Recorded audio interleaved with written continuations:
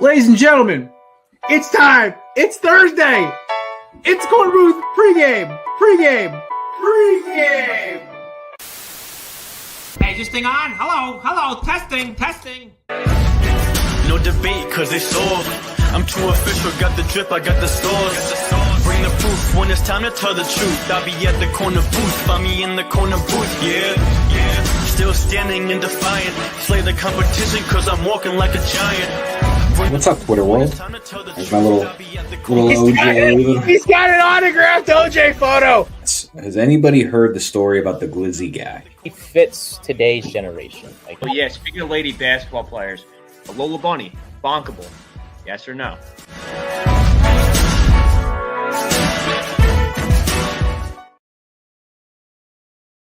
Ladies and gentlemen, happy Thanksgiving from all of us here, obviously, at the Korner Podcast, Korner with Pregame, Belly Up Sports, yada, yada, yada.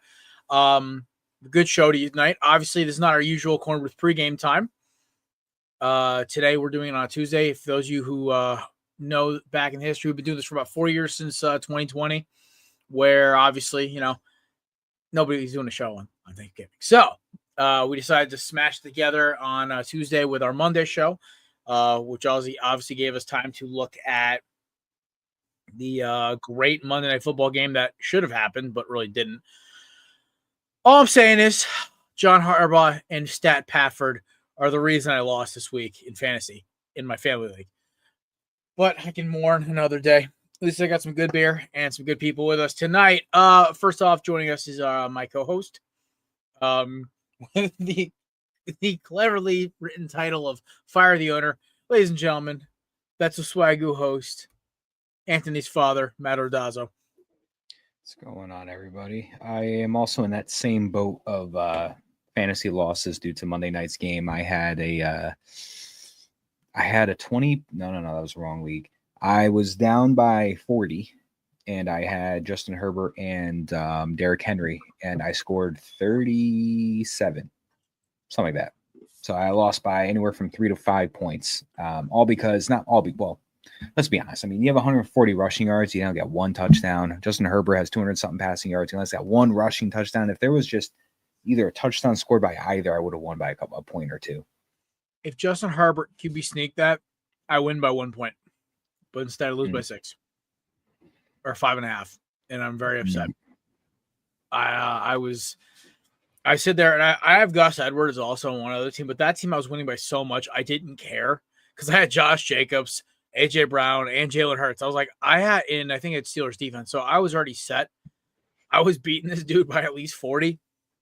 And I'm like, oh, cool. Gus Edwards scored, but that just means that Justin Herbert didn't. Oh, God damn it. All right. Well, so luckily for me, I was smart in advance. It's a 10-team league with a bunch of teams that are all 5-7, and one team is 9-3, and one other team that's 8-2 or 8-4. So since most of them are new to fantasy, because it's all my family members, I made an 8-team playoff, so I'm not eliminated from playoff contention, which is great. But at the same time, the name of my league in that league, my name of my team is Jared Can't Draft, because that draft I did horrible. I was awful, just terrible. So I'm scraping by thanks to the likes of like the Darnell Mooney's world. I want to jettison Jonathan Taylor into the sun at this point. So that's a whole nother topic. But speaking of topics, we got two great guests tonight. But first, we got in the background, we got the main man, Dark Nate himself. What's up, buddy? Hi there. How's it going? Wow, you got really pitchy with that voice crack real fast. Yeah, I'm off today, so Nice. it's nice to be here with you all, and let's have a good Tuesday and have a great show, boys. I'm excited. Yeah. Inexplicably Aston is our fourth member of our merry band. I don't know where he is. I'm just gonna assume Chris was caught in an airplane strike somewhere, or he's fighting off terrorists on a global scale. I don't know. He'll figure out some excuse for it, or he just completely forgot we have the show he's playing Fortnite. But he'll figure it out. We'll figure it out later. Speaking of which, here's his best friend, co-host of High Low Sports, a regular on this podcast, and the self-proclaimed Thanos of the Corner Booth parlays, ladies and gentlemen, Kelsey Coyne. Man, corner booth parlays, my own parlay, my own picks last week.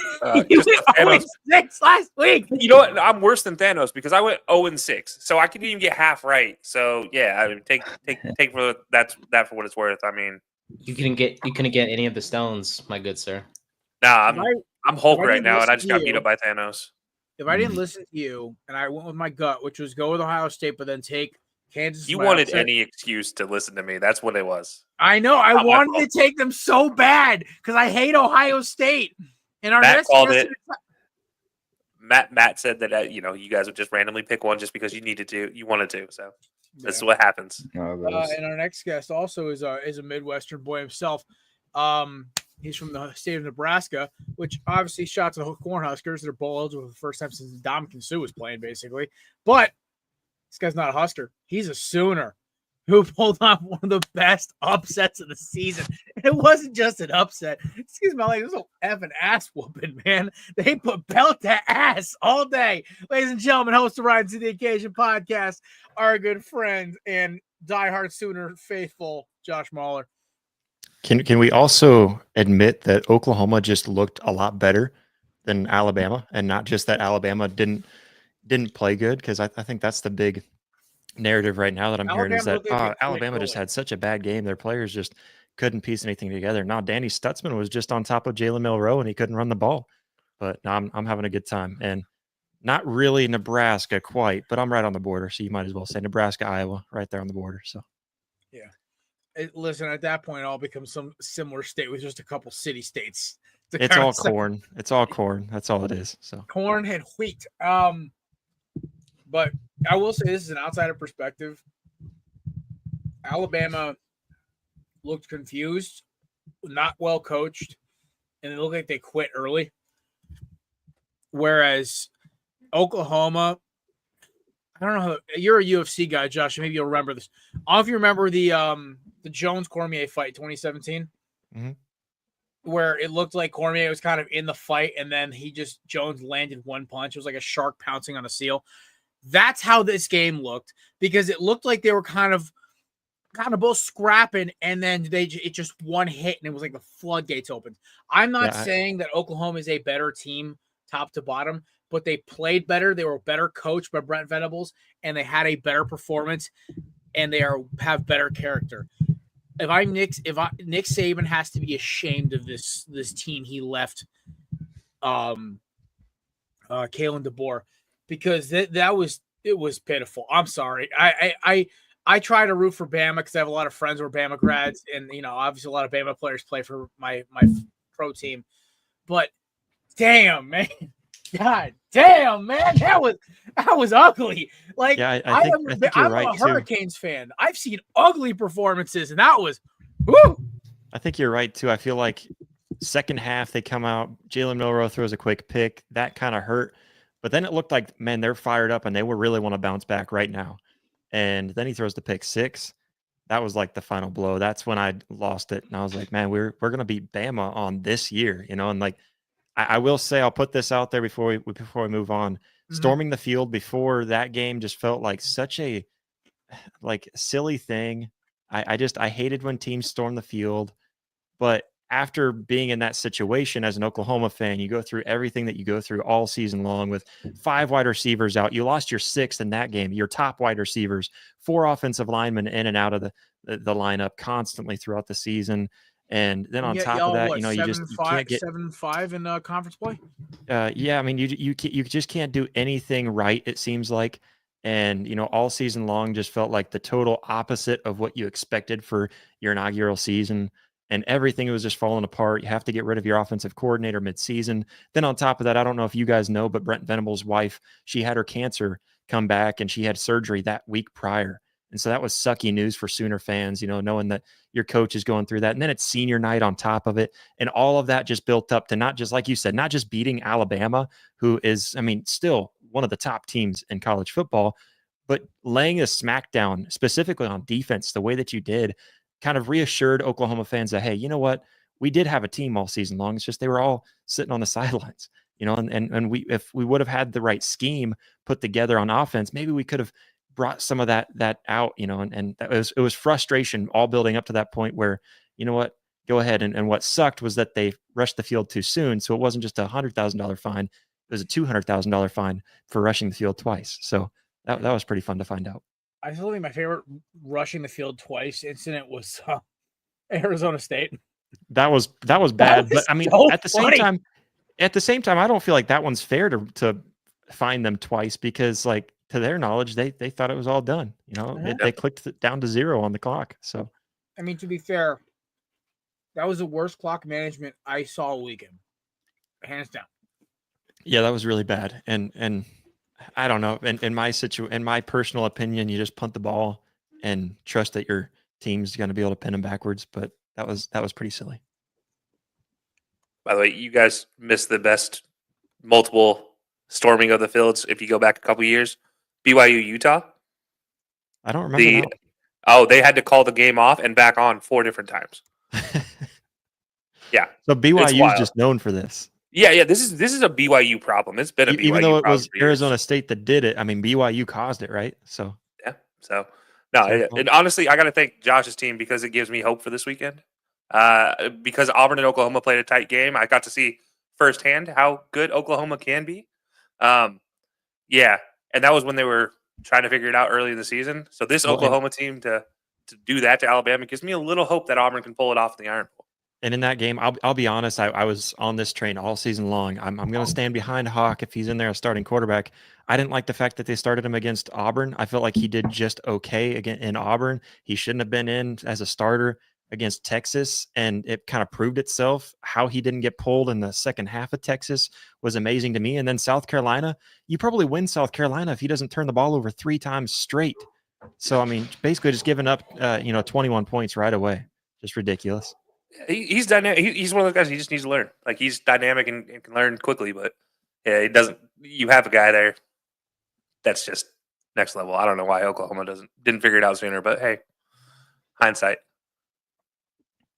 Fair enough. I feel like a lot of it went on hindsight after that Alabama game. Yeah. Alabama honestly, when you can beat Alabama, and I can say this at firsthand knowledge as well. When you are a down season, you can beat Alabama.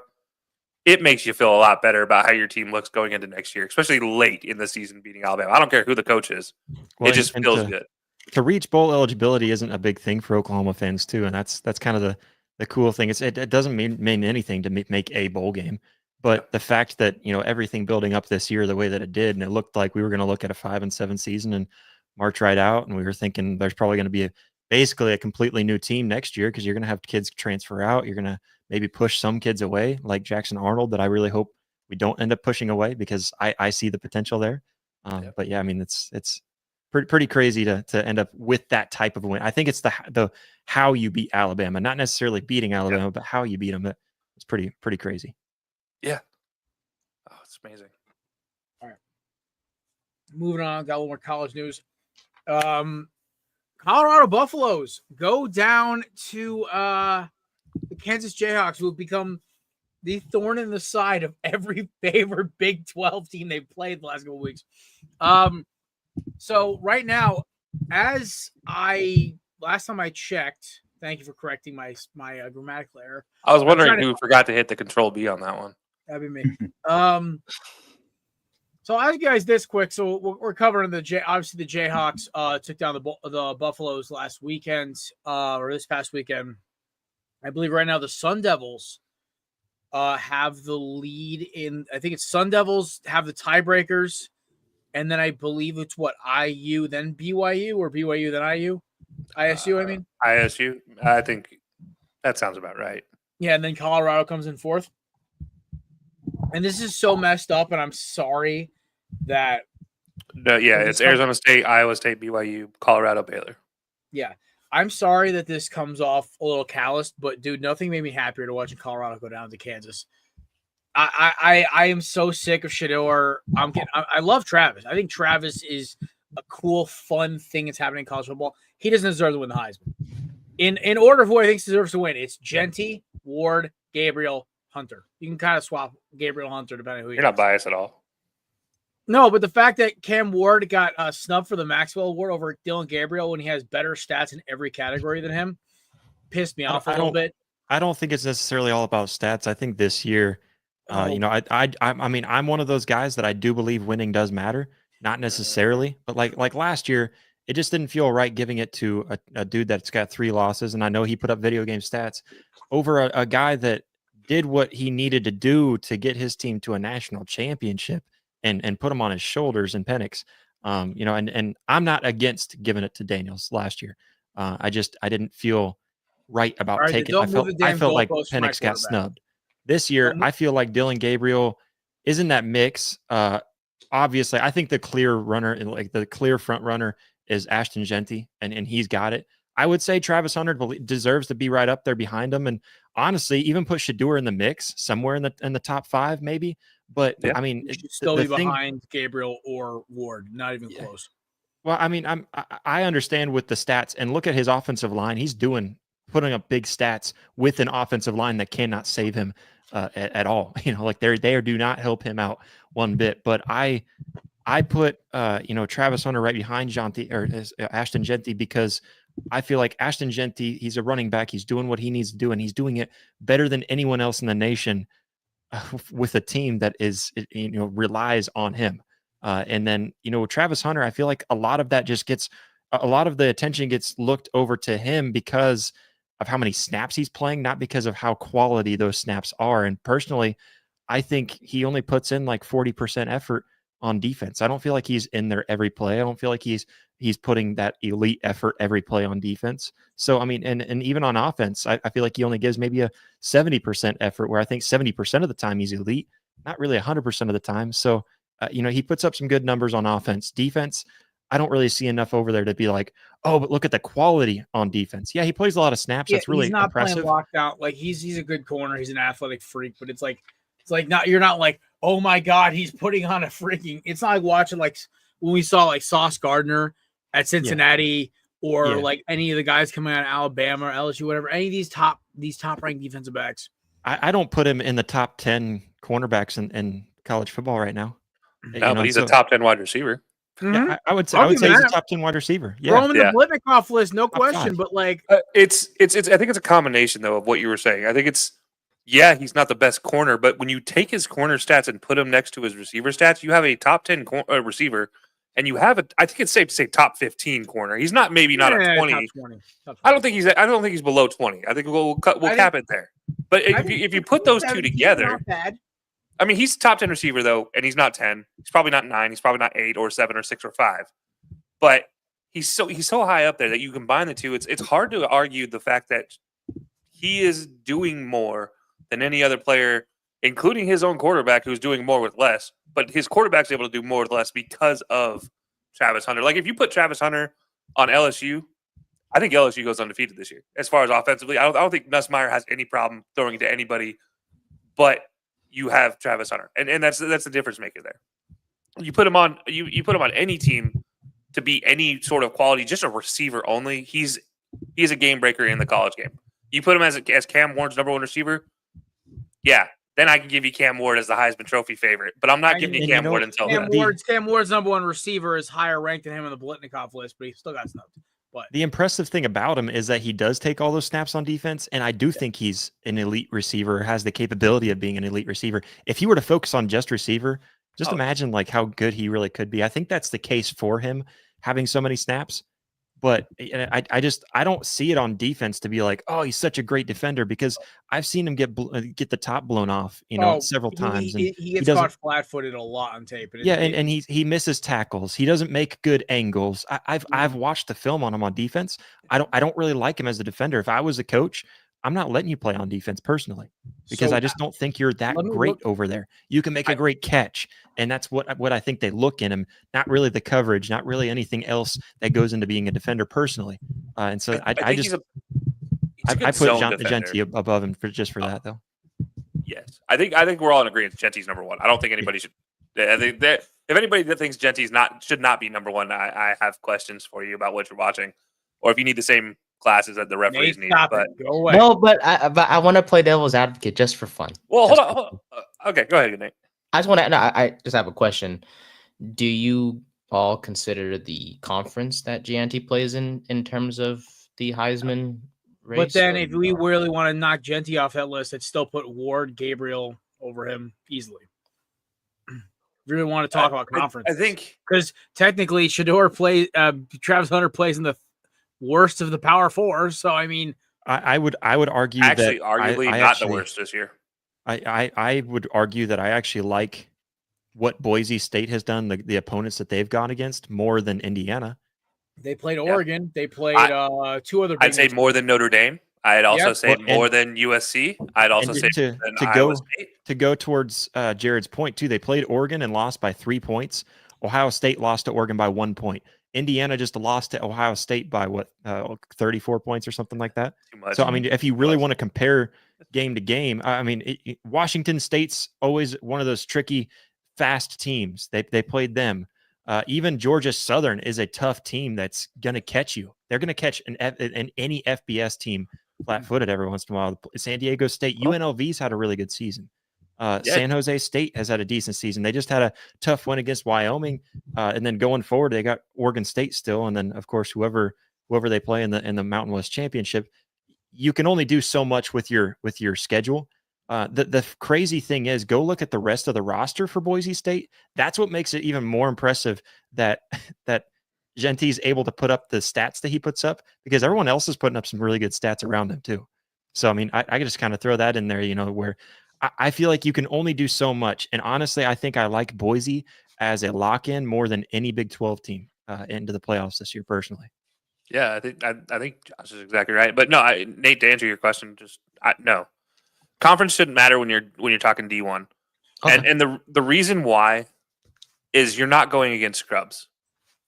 Pretty much everybody on a FBS, or I guess FCS, whatever we are, FBS level program is at least a 2 to 3 star recruit. Mm-hmm. Yeah. Very rare do you see a 1 or 0 star recruit, Justin Jefferson being an outlier in all these conversations, who was a 0 star until he got to his senior year when they finally gave him stars.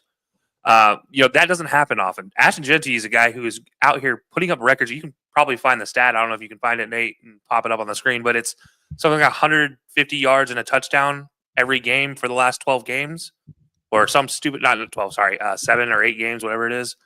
It's something along those lines where he set an FBS record for the most rushing yards and 1 touchdown in a game in consecutive games. And he has an off night, and we're still talking about a $125.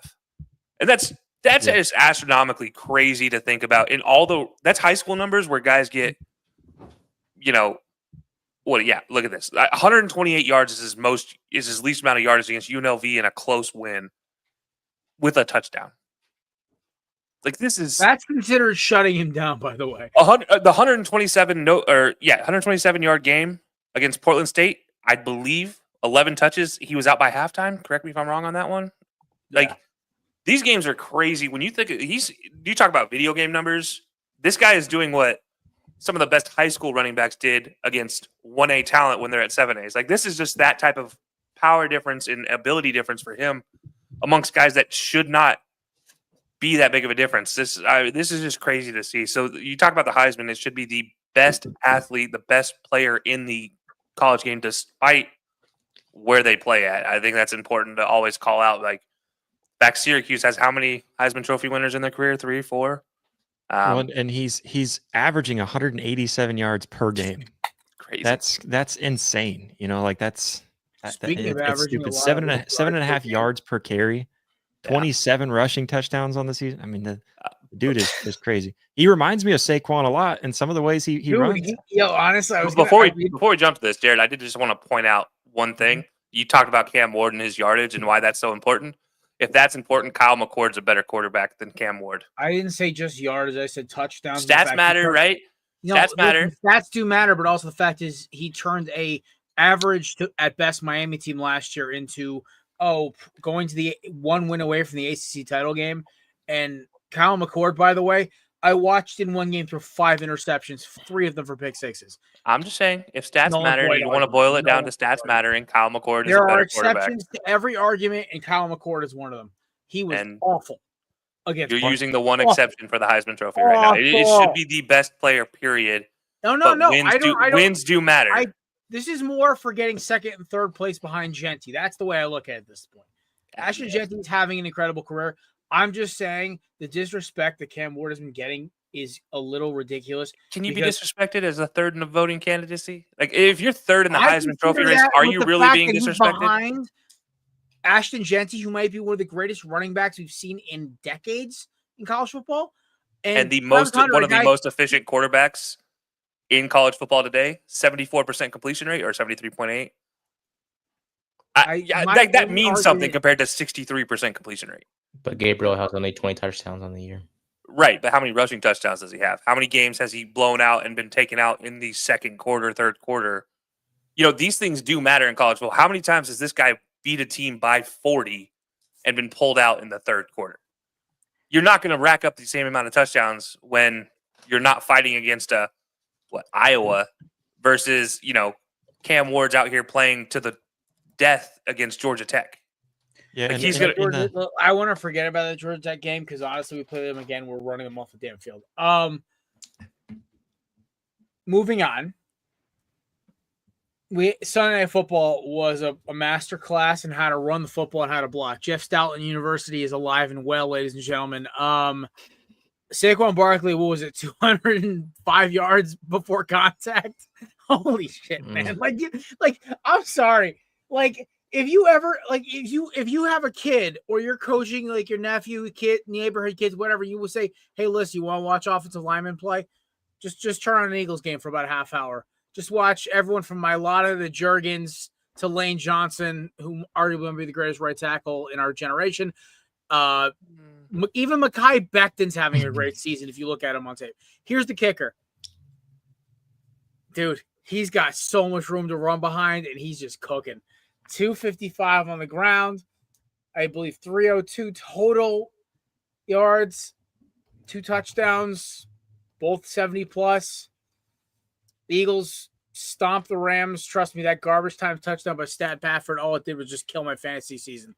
I will say this, though.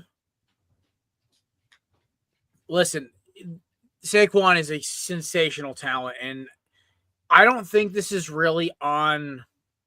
And I thought at this point today, because I was listening to McAfee about, like, they were talking about this game. They were talking about this with Belichick, and they were talking about this with Shefty.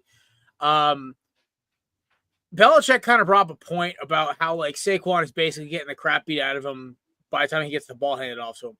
And so they're talking about that Saquon's injury availability was kind of like his biggest Achilles heel. But if I'm correct, he never really got hurt in college. Saquon. I don't believe he had an ankle injury his senior year, but that was nothing major. Yeah, but he played through it like it was like minor stuff. Oh no, he took a game out.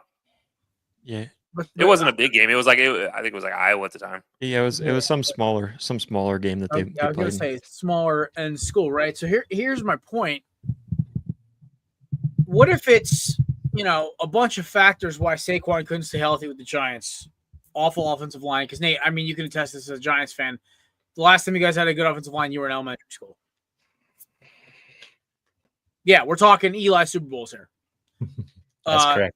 And that was still a questionable line. The second worst turf in football behind the Houston Texans at what the hell was that stadium? NRG. Third worst. NRG. Third worst playing field. Let's not forget FedEx Field still exists. Oh yes, FedEx Field. Poop pipes and falling bleachers. Speaking of which, this man told me he was on the can when he realized we were recording. Ladies and gentlemen, joining us now, the comedian of the Korner Booth podcast. He is one of the funniest dudes I know, former host of Weird Al Lipoff, and has 1,000 different nicknames, including La Crispy, Melvin Dew, and many others. Ladies and gentlemen, Chris Lipoff. Yo. I was in the shower, actually. Thought the show was at 7. So what were you doing in the shower? He had to shut up, Nate. We're not reiterating that text message you sent the group. Kelly, I had my phone on listening to music, and then Kelly Clarkson came on, so I hit an encore. So I was in the shower a little bit longer than I should have. What song? The Stronger song? The What Doesn't Kill You? Since You've Been Gone. Big hit. That's the jam. That's classic.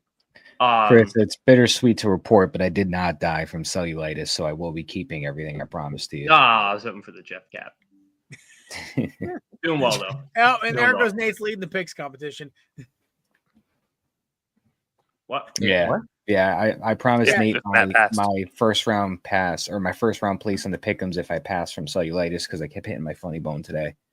But I did not die from cellulitis. Nate would so I go will from be fourth to retaining first so place. fast. Oh, I was. I almost got. Oh, darn. I I was think, called trench Kristen was- foot at that music festival I went to like a month ago. That thing hasn't been around since like World War II.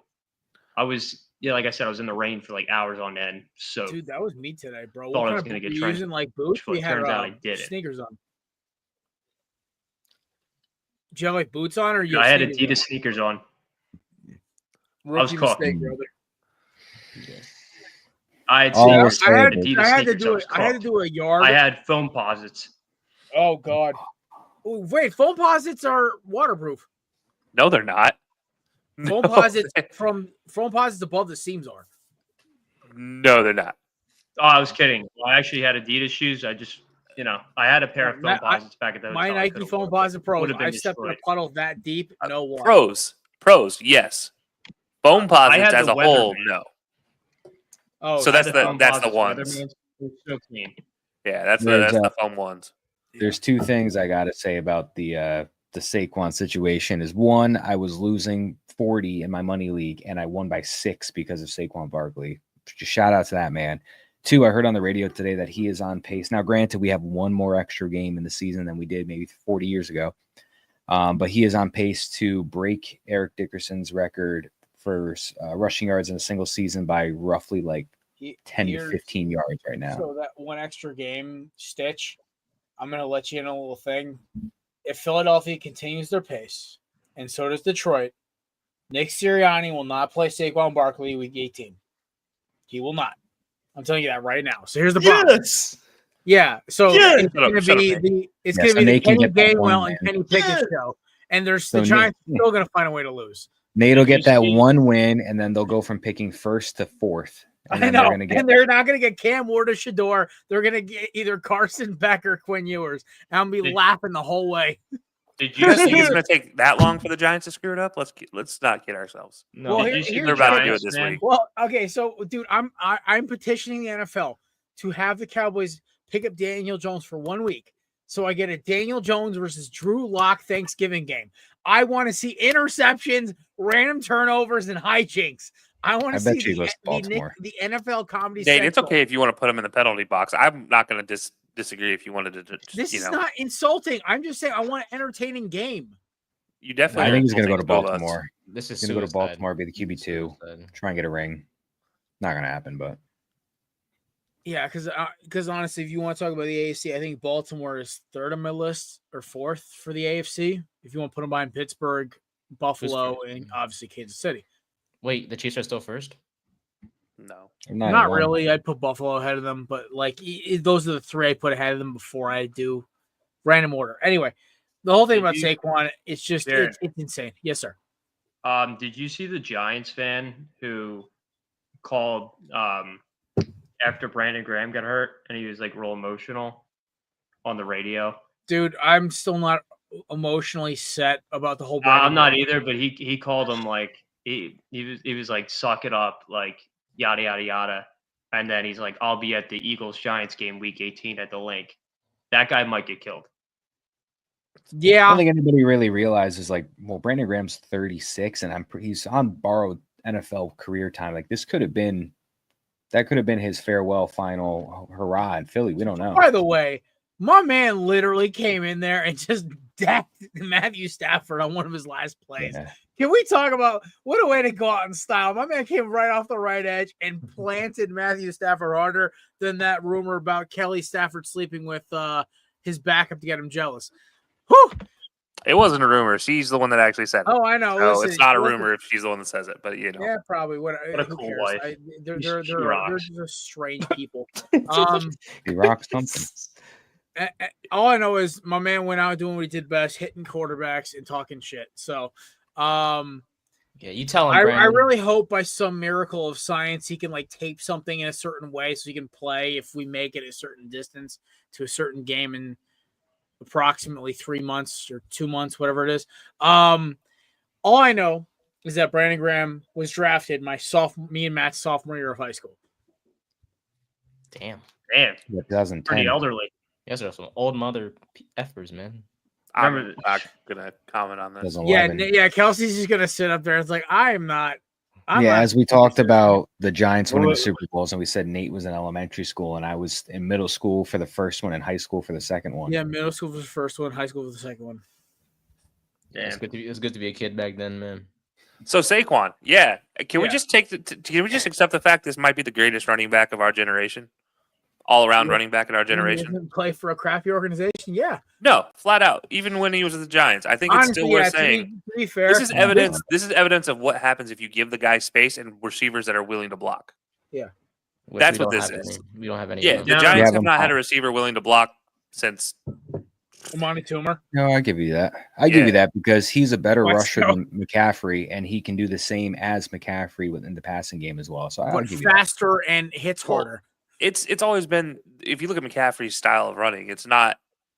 McCaffrey isn't the agile guy that we all think he is. He kind of fools you into thinking he's going to be the guy that jukes you and leaves you in a wake and leaves your jock on the ground. Saquon, he'll run you over or he'll leave you sitting there trying to pick up your jock. Or he'll Take your stiff pick. arm you to Jesus.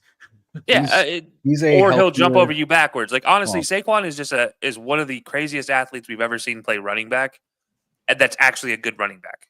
Like we've He's seen like a- great athletes play running back, but we have never seen great athletes that are good running backs too. It's I been a might take that earring he has, Sharon. and no offense to Derrick Henry, who is the best running style running back, but in today's modern game, Saquon is by far the most skilled in both aspects of playing. Actually, I'd even say blocking. He's one of the most skilled running backs to ever block, run, and catch the ball in this day and age. Like a, Henry stick lost up. his touch when his ass came out. Just saying. That's the third time that's happened in his career. And Really? this is the one I everybody. thought it was wants to the pick on. first time. I'm not gonna lie. No, it Actually, happened- you might be right because I might remember like another time where like One was against the Colts when he was a Titan, and the other was against the Jaguars when he was a Titan. And that was the year Yeah. the Jaguars went to the playoffs and Great lost to point the also. Patriots. Because don't pay the running backs crowd really is taking a shot this week. Because last time I checked, the top 3 running backs are on their second contracts with new teams, and it was garbage can teams that traded them that let them walk, and they also have contenders. Saquon from the Giants to the Eagles, Henry from the Titans to the Ravens, and Josh Jacobs from the Raiders to the Packers. Josh Honorable Jacobs mention, had a Aaron hat Jones trick for on the Sunday with Vikings. a $138 Yeah. rushing, I believe. So yeah. Whew! Oh, trust me, I won my matchup because of Josh. Oh, I Jacobs. did get too. And I was stiff. That's why when I said I need Gus Edwards to score, it's because I was already up by 40 because of Josh Jacobs. Somebody listen, tweeted. Somebody You pay tweeted good running Quentin backs. I'm Johnson. sorry. Somebody tweeted Quentin Johnson is the AJ Brown of Nelson Aguilar's. Quinn Johnston, Built the like Chargers. AJ Brown, but Oh, he can't yeah. catch. Well, listen, I changed old Christian Watson in my fantasy league. I changed him to his nickname on Sleeper to Old Stonehands because I watched him drop a walk-in touchdown. 50-yard I just bomb. sat there. I'm like, son of a He's not even that good. dude. He's okay. I watched him live. He's not I've good. never seen a human run that fast in my life. I was like, what the hell? Tyreek Hill. He hasn't I've seen seen Tyreek Hill live. I think Christian Watson on a straight head was faster. It was crazy because he's You're nuts. 6'5", and he's running like a damn Nuts. gazelle. Dude, they call Six- Tyreek the cheetah for a reason.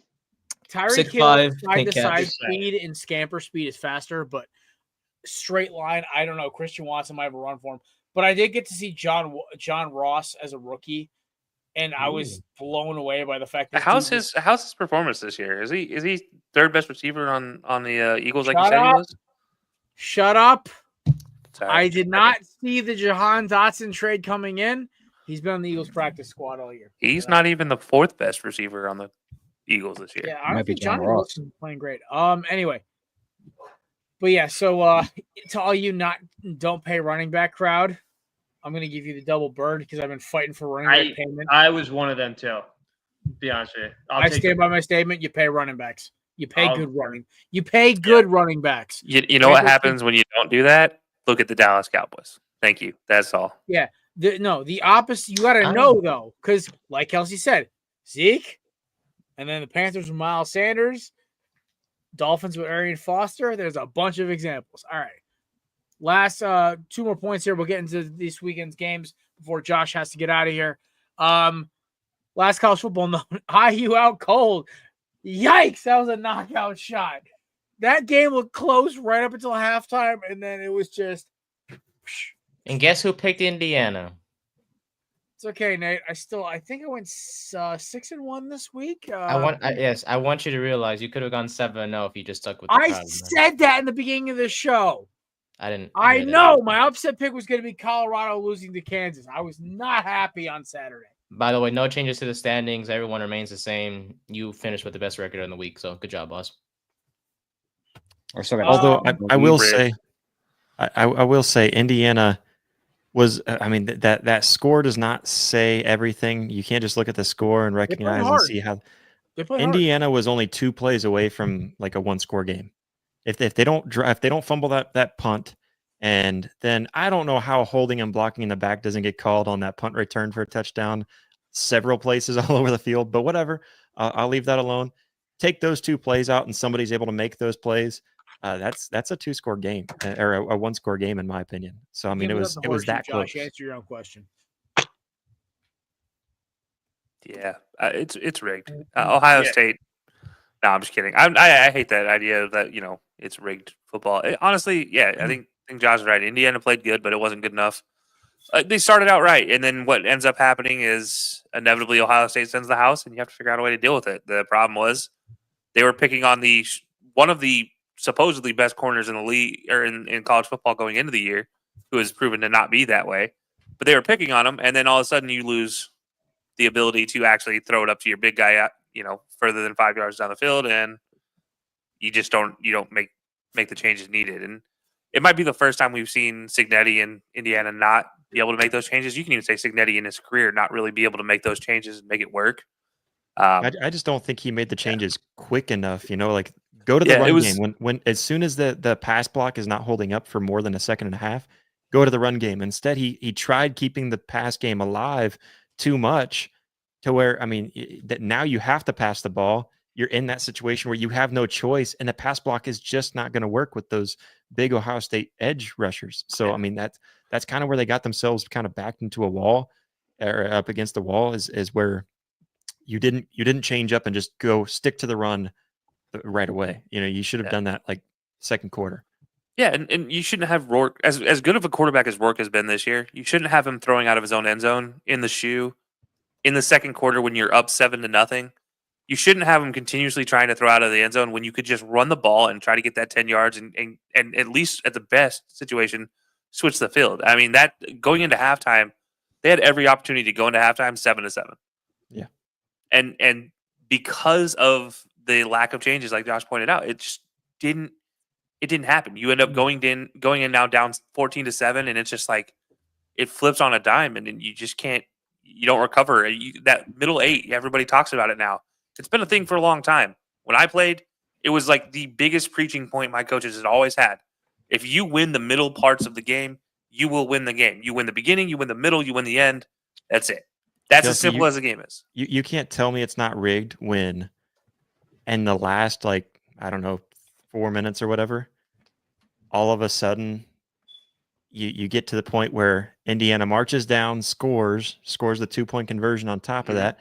Easily. Try to do something. They didn't really expect the comeback, but they try to do something. And then it flips, and Travion Henderson just gets broken whole towards the end of the game there. Slides, selfless move, smart move. And Ryan Day says, "No, I took the over." And he runs it in anyways because they literally hit 53 total points on a 52.5 point over. Yeah, no, there was too many cases of that this weekend, honestly. Beyond just the Indiana game. I'm not sure if you guys saw the Missouri game. Over my $4,000 parlay. Yeah, I won $4,000 on like a 12-leg parlay, and Iowa scored 42 when the over/under was 41.5. I was like, Iowa scored 42 points. Oh yeah, this is the new Iowa. This is the not my Steve. Was it Steve Ferentz? Was that the son? Yeah, they're able to score 44 now. Yeah, Brian Ferentz. Yeah, Brian, thank you. Yeah, they're able to score 44 now instead of just 24. Life doesn't make sense anymore. Iowa can score more than 20 points a game. This is a scary prospect. All right, we got one more point, and then we'll start getting into the games before we let Josh obviously go. I thought this was pretty simple. That's a whole lot of alphabet soup.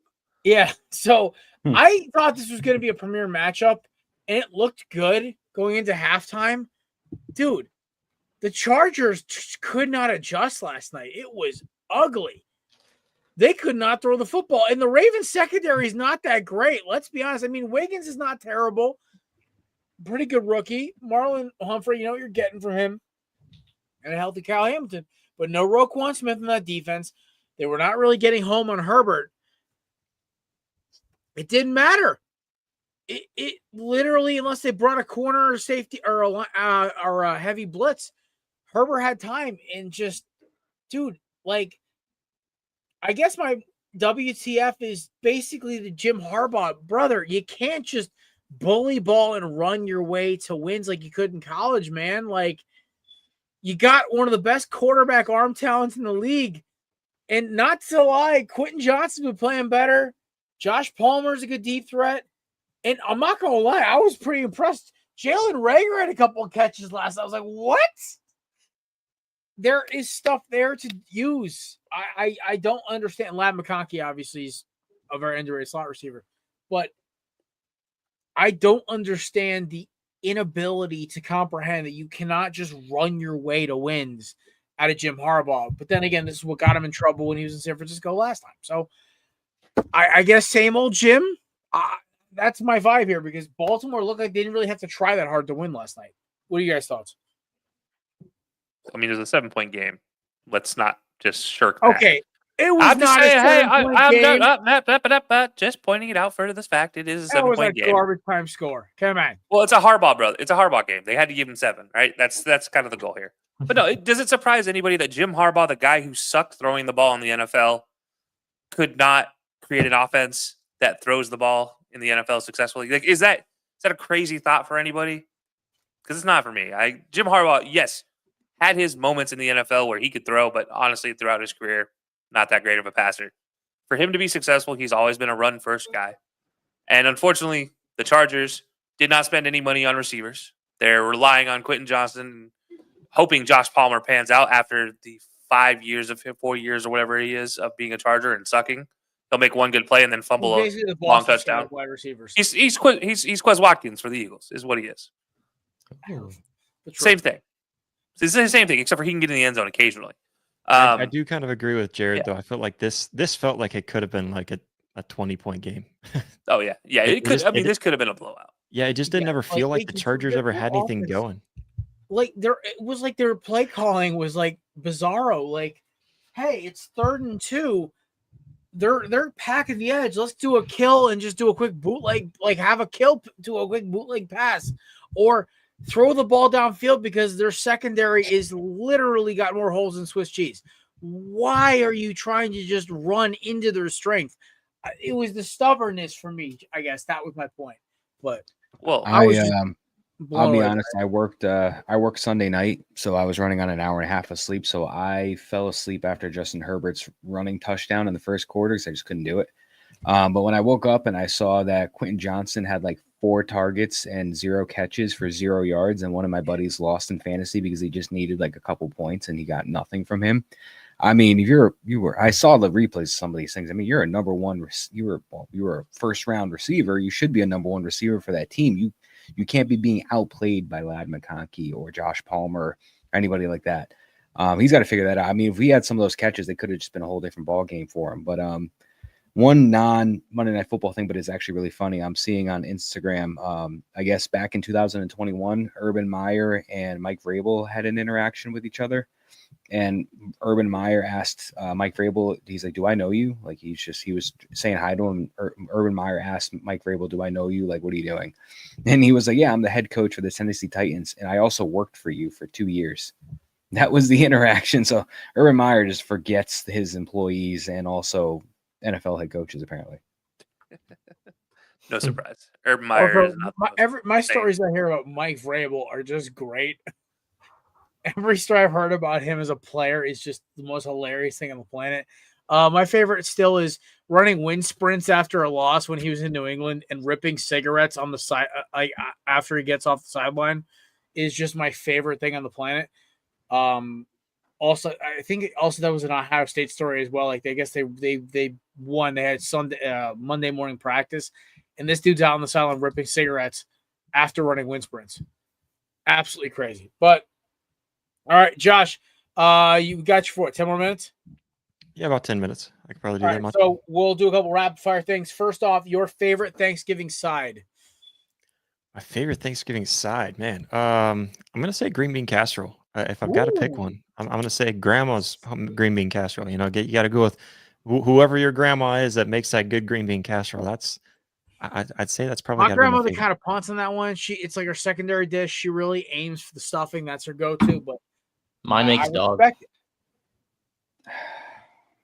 it. All right, Josh. Next up, we're gonna go through all the picks quick. I want to hear your predictions for all these games. I text you the 6-pack in advance. Battle for South Carolina, Clemson versus USC, or as I call it, my grandfather's two alma maters. Man, this one's tough for me, but I'm going to pick Clemson in it. I don't know. I feel like to me that just seems like it makes most sense. I'm going to go with what makes most sense. Although South Carolina's kind of had that weird season where they're beating teams they shouldn't be beaten, and I don't know. Dude, they're one bad throw from being Alabama too, by the way. Yeah. So I'm just gonna say Clemson ends up winning that one. But I think it's gonna be a fun battle. Is South Carolina dealing with any major injuries right now? Not that I know of. Not right now. I mean, I don't know why. I thought there's a team that was missing a quarterback, and I thought for some reason it might have been. They've had Sellers kind of in and out with Robbie Ashford. I don't think it's necessarily because of injury though. They've just been doing a lot of kind of like more for lack of accuracy from Sellers. Yeah, I mean he's not a great passer, but he manages it a lot better than Robbie Ashford's going to. He's 18 years old. But all right, moving on. The battle of the Texas Colts. Which game is that? Texas versus Texas A&M. Oh, I got you. Man, am I picking spread? No, just straight up. I hate to do it, but I'm just gonna say Longhorns are gonna win. They're a good team this year. They really are. And the thing is, it kind of cracks me up a little bit because Texas A&M ain't gonna be ranked number 15 when they face each other anymore. And because Auburn, which Kelsey actually dipped out, but his Auburn boys ended up upsetting Texas A&M. Yeah, these are based off AP. This is because the rankings come out tonight. Yeah, and I got you. I feel like Texas A&M hasn't really impressed me a ton all season long. I think they're going to fall in this one and kind of get themselves completely out of it. There you go. All right, and last college game before we get into the NFL, it was Notre Dame versus USC. I accidentally deleted it just now. I believe Notre Dame is minus USC's Notre Dame's -3 on the road. I think -7.5. I think that's what you had, or that's what you had on the text. I'll pull it up real quick and look though. Mm-hmm. It was 3.5 then. So Trojans are Fighting Irish. Man, Fighting Irish impressed me. I know that they just played Army, but you have to recognize who this Army team is. Army, they run down your throat and just wear you down and take. There was literally one game where they had 45 minutes of the time of possession. I think that was against North Texas, if memory serves me correctly. That is just insane. That's what Army does. And I mean, it's so difficult to stop, and they'll go for it on 4th and 3 because they know they can get it and just keep on inching forward. And so, I mean, it impressed me the way that they beat Army and just dominated in that game when I thought that was going to be a battle to the end. And I figured Notre Dame's probably going to win, but I'm cheering for Army. And, so USC, on the other hand, I don't know. They don't look good in any form. I like their new quarterback quite a bit that they put in. Kind of reminds me of that Caleb Williams step in and show some magic. He's not Caleb Williams type at all. He's not that good at all, but kind of reminds me of, hey, come in here and ignite a little bit of a fire. But yeah, USC doesn't impress me this year. I think Notre Dame takes that one pretty easy.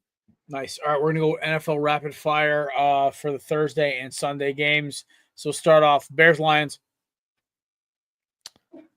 I got to go with Lions. Yeah, I mean, it just seems like the easy one there. Giants-Cowboys in the Mean Bowl 2024. How do you pick that one? Two terrible teams right now. Throw a dart at a wall blindfold. You hope it hits the target. Well, we know. I'm gonna pick it for Nate and just say Giants take down the Cowboys. I never really liked the Cowboys, mainly because of Jerry Jones. I don't like Dak Prescott. Love CD Lamb, but yeah, give me Giants. Why not? This is this is my game that's going to kill everyone's parlays this week. I guarantee it. Oh, All right. 100%. And in the frozen tundra of Lambeau, Tua and the frozen tuna going up against the Packers. Give me Jordan Love and the Packers, man. I don't know. I like what I see from them, and then like you said, it's going up to the Packers, up to Wisconsin, up to Lambeau. I like that. I like their odds. All right, and now for Sunday games, the Pay Your Running Backs Bowl, Eagles Ravens. Man, the Eagles have a hard time in big games, but I think they get it done this week. I just have a really good feeling that the Eagles get it done this week. I like Jalen Hurts, obviously. You and I have talked about that and bonded over that plenty of times. I'm going to take the Eagles because I think they're on the hot hand right now, and I feel like the Ravens have just been good enough to win this year, not really dominant. So let's go Eagles. All right. Chargers Falcons, just good enough ball. Yeah, that's a good description for it. Two teams that just are really, this is another parlay killer, literally a coin flip too at that 1.5. Let me go Chargers on this one. I know Falcons are favored a little bit, but let me go Chargers. They're upset that they lost, to I think little brother, right? So give me the Chargers. They go in there and beat the Falcons. My one counterpoint, and I'll talk about this obviously in a little bit when we actually go into the 6-pack when Kelsey returns. My one issue is what happens if the Falcons can score early and often and the Chargers have to play catch up. That's my one concern. Yeah, but other than that, I think the Chargers' physicality is going to be a problem. And finally, the NFL has confused the hell out of me this year. I don't understand. I guess college football has too. College football has too. So, yeah, it's just teams are winning in ways that I wouldn't imagine them winning. So it's a crazy year. All right. And last but not least, an NFC East, Jake Paul, Mike Tyson slugfest. I'm going to be cheering for the Bengals. And you know what? At -3, I like it, but the Steelers are just too good. I think the Steelers end up taking down the Bengals. All righty. That was our man, Josh Mahler, doing his rapid fire predictions. Josh, before we head out of here, where will we find you and the boys? Check out everything we do at rising2.com. Rising to the Occasion on YouTube. Find us on social media, Facebook, Instagram, X, formerly known as Twitter. All that fun stuff. We just have a fun time talking about sports. Yeah, that's pretty much it. All right, brother. Listen, we appreciate you, Saturday, Jeremy, and the boys for me. We will see you soon. Happy Thanksgiving to you, the wife, and everyone else in the Mahler family. Yeah, and absolutely. We will see you soon, buddy. All right? Yeah, happy Thanksgiving, guys. Josh, Boomer! Sooner. Yeah! Tell him!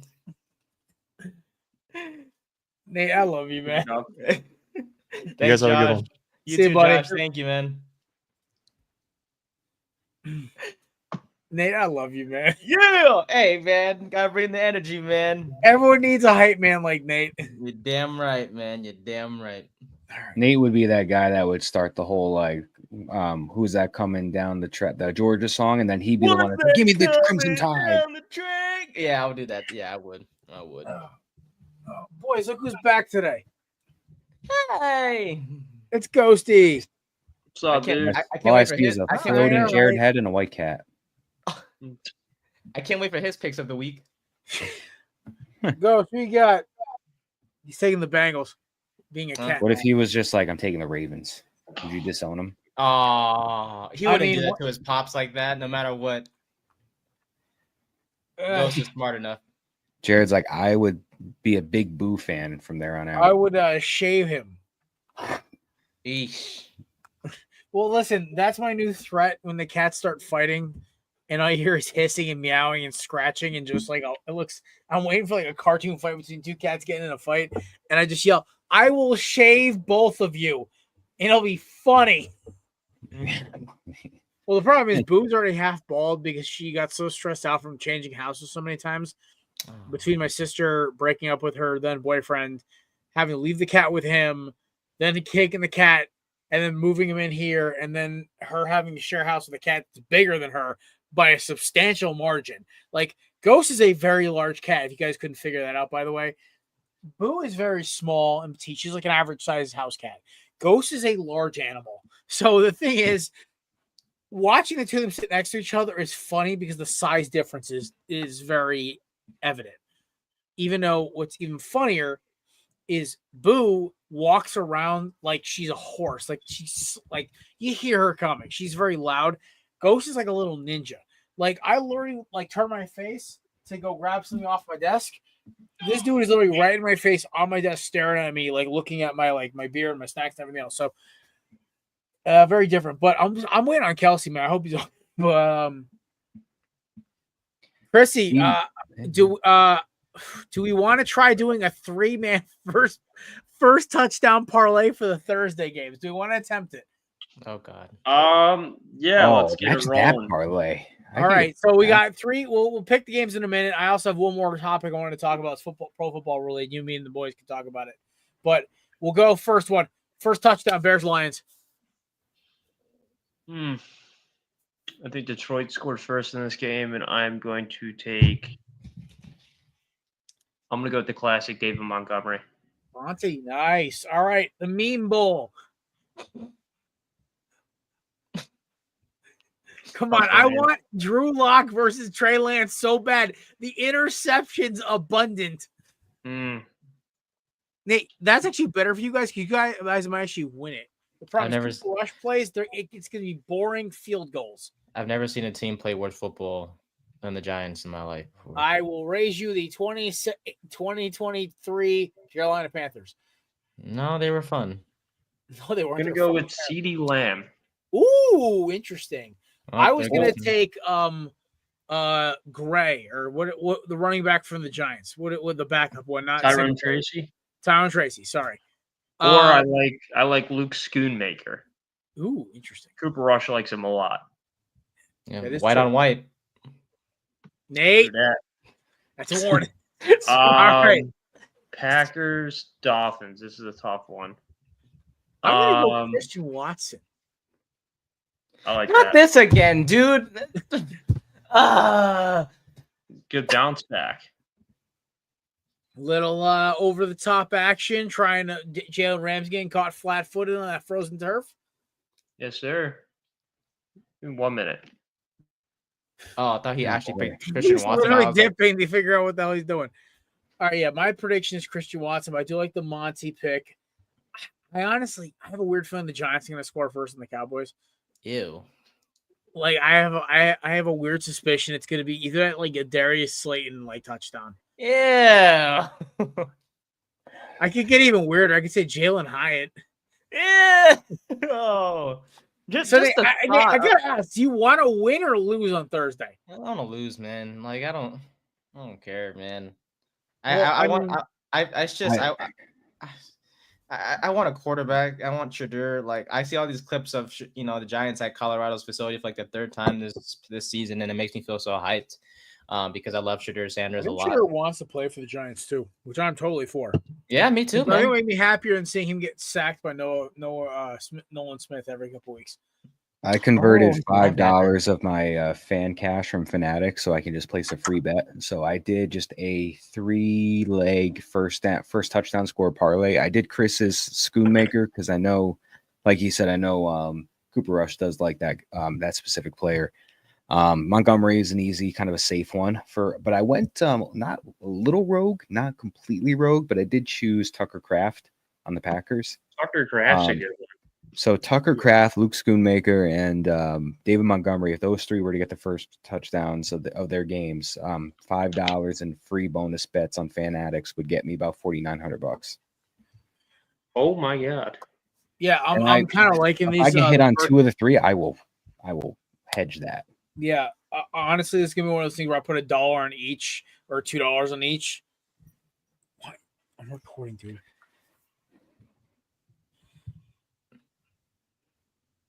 I put it as my buddy who I am the best man at his wedding is calling me frantically. I'm saying mid-podcast, dude, what's up? So I guess we'll start with this. We have one more topic we can get to touch on with Josh. See, NFC West is just a complete cluster F. So, boys,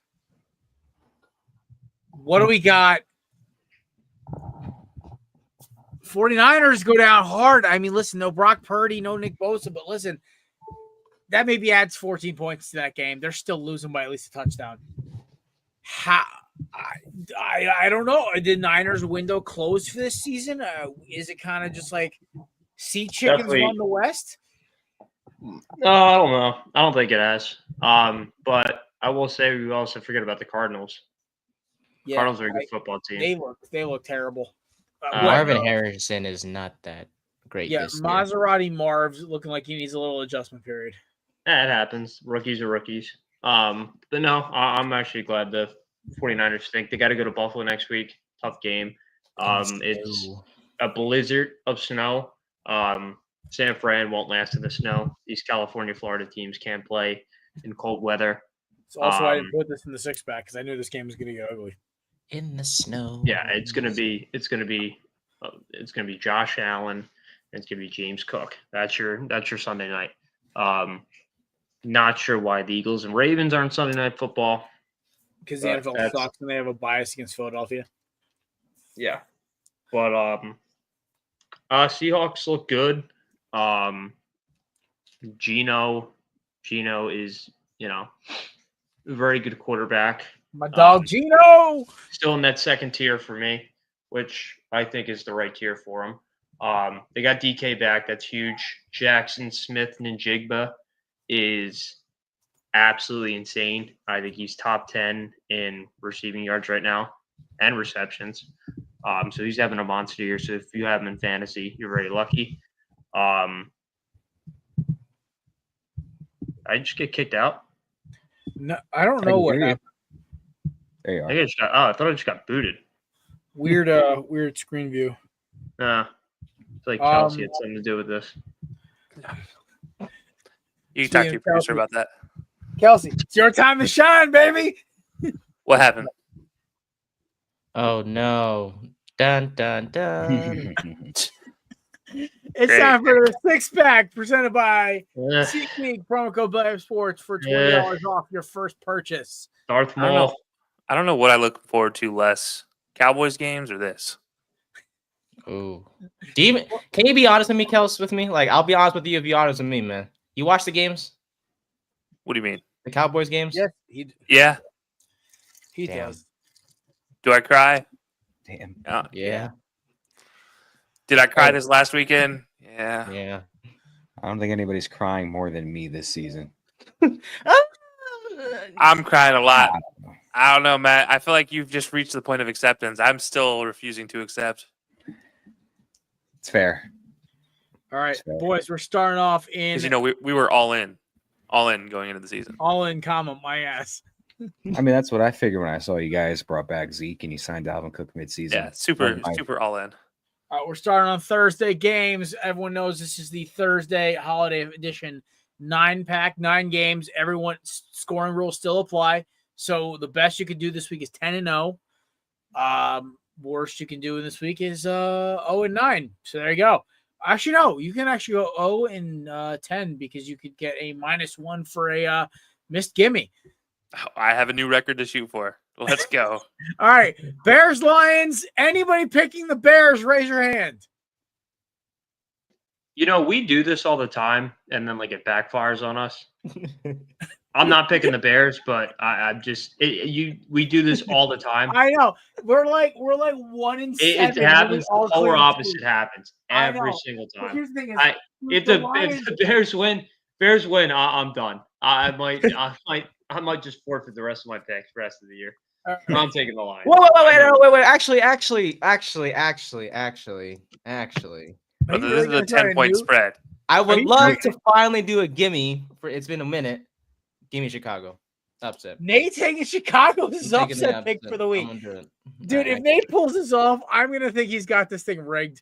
I think they have a shot. He can't do Listen, I don't know. It could happen. Caleb could the Lions haven't won on Thanksgiving in years. So, to be fair, Taylor Decker is out. Hey, put me in, coach. That's Chicago. Upset. To be fair, Matt Eberflus. Carlton Davis is questionable.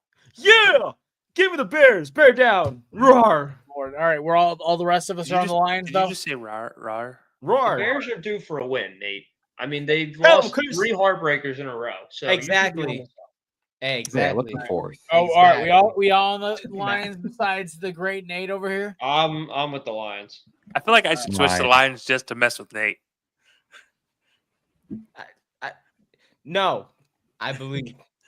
All right. All right. Meme Bowl 2024. Suicide Bowl, to be honest. This is basically where Kelsey and Nate try to keep each other alive. Oh, I don't know if I'm trying to keep anybody alive other than myself. Let's be honest. All right. There's one man, and I'm it actually might not kinda even be me. I might curious just be keeping my dog alive. That's my goal, is to keep my I'm dog kind alive. of curious here to talk to the two gentlemen below on the screen right now because I'm kind of curious to see their thoughts.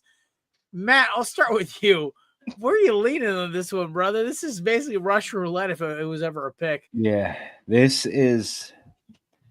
could be there's only two ways for this game to go. It's either going to be just such an absurdly weird game where it's such a bad game that it's actually kind of funny and entertaining, or it's just going to be like prime Detroit Lions Thanksgiving games from like 10 years ago when they were just terrible. Like, this is either going to be a horrible game or just a funny, hilarious game, because it's going to be Cooper Rush most likely versus Drew Lock. All right, somebody start cranking up the mess around by Ray Charles, or like some kind of meme circus music. I feel like that's how we're gonna watch the game tonight. The Benny Hill music, perfect. I'm not confident about this game or my picks, but I'm gonna just go with the Cowboys just to be safe, just at home against a horrendous Giants, which also the Cowboys are obviously also not doing very well either. But I'll just take the favorite here and just go Dallas. All right, Kels. Oh, you sure you want to go here now? I'm intrigued by your answer. My cat's going nuts right now. I have always been a Drew Lock truther. I do think Drew Lock has an opportunity to do something useful in his career. I do not think Cooper Rush has an ability to do anything useful in his career. He has no running back that can do something useful. Devin Singletary and Tracy can be useful. Malik Neighbors is healthy. Therefore, he has the edge on CD Lamb, who is not healthy. By the way, Tommy DeVito is still playing, by the way. Oh, there you go. That answered it. Giants. Giants. No. I have nothing more to say. He did not throw today. He may not throw tomorrow. He is very up in the air. I was going Giants anyways. We're just confirming that I'm going Giants now. Damn. So the curse could continue when Nate picks the Giants, if Nate picks the Giants. I wonder if I will pick the Giants. I'm going to stick with Matty Ice here. I'm going to take the Cowboys as well. I'm 0-2 picking either team. So to basically say I'm picking Russian roulette either way. The Cowboys played a good team last week and upset them. Now they play a bad team at home. It is Thanksgiving, where I do believe the Cowboys still have a winning record on Thanksgiving. Last time I checked, I'm not sure. I don't know. Winning at breaking my heart record. Yeah. Also, which team do you trust more to screw over their own draft status? Cowboys. I trust Cowboys. Cowboys. So I'm going with the Cowboys here. Father of Luna, who you taking? Give me the Cowboys. Luna, calm down. God damn. Give me the Cowboys. All right, Luna takes the Cowboys. Yeah, All I'm right, taking the Cowboys. I'm gonna start right now. I'm taking the Packers. There's a frozen fish joke here somewhere. Long John Silver's. There it is. All right. The Dolphins have beaten some okay teams and some bad teams last couple weeks. And I'm not gonna lie, the Packers had a close call or two, but the Packers are good mid, or the Dolphins are mid. So it's like this much of a difference. I think that's going to be the actual difference in the game. So give me the Packers to win here and their home turf. Approximate temperature at kickoff is 32 degrees and snow. So, gentlemen, it looks like we got Thanksgiving snow football. I'm excited. But yeah, give me the Packers to win here. Maddie. Well, my options are the Green Bay Packers or Tua Tagovailoa playing in snow. I will take. He said he's going to break the stigma, or break the stereotype. What the hell he said? How many times have we heard that from reporters? Give me the Packers. All right, Nate the Great. Okay, so Chris, I don't know if you got me, but if you put me down for Dallas for the game before. Nice. We're screwed. Yeah. Thanks, Chris. For this one, in the snow, huh? Yes, sir. Yeah, my weekend can't get any worse this week. Even the Dolphins. He's just. You know, it's not an upset though. I know. Nate's just chucking shit at the wall to see if it sticks. Hey, man. Hey, just Looks because. like- Nate looks like Sam Darnold looked in like 2019 with us. Yeah, he's got mono from kissing a middle school teacher. You know, Nothing to smile about in this NFL life. it's okay. There's stuff to smile about in college. You guys are going to a bowl game there, buddy. Yeah, but they couldn't win when I was there. When I got hypothermia that same day. Hey, you know what? Thank your team for winning that day because they won me a lot of money.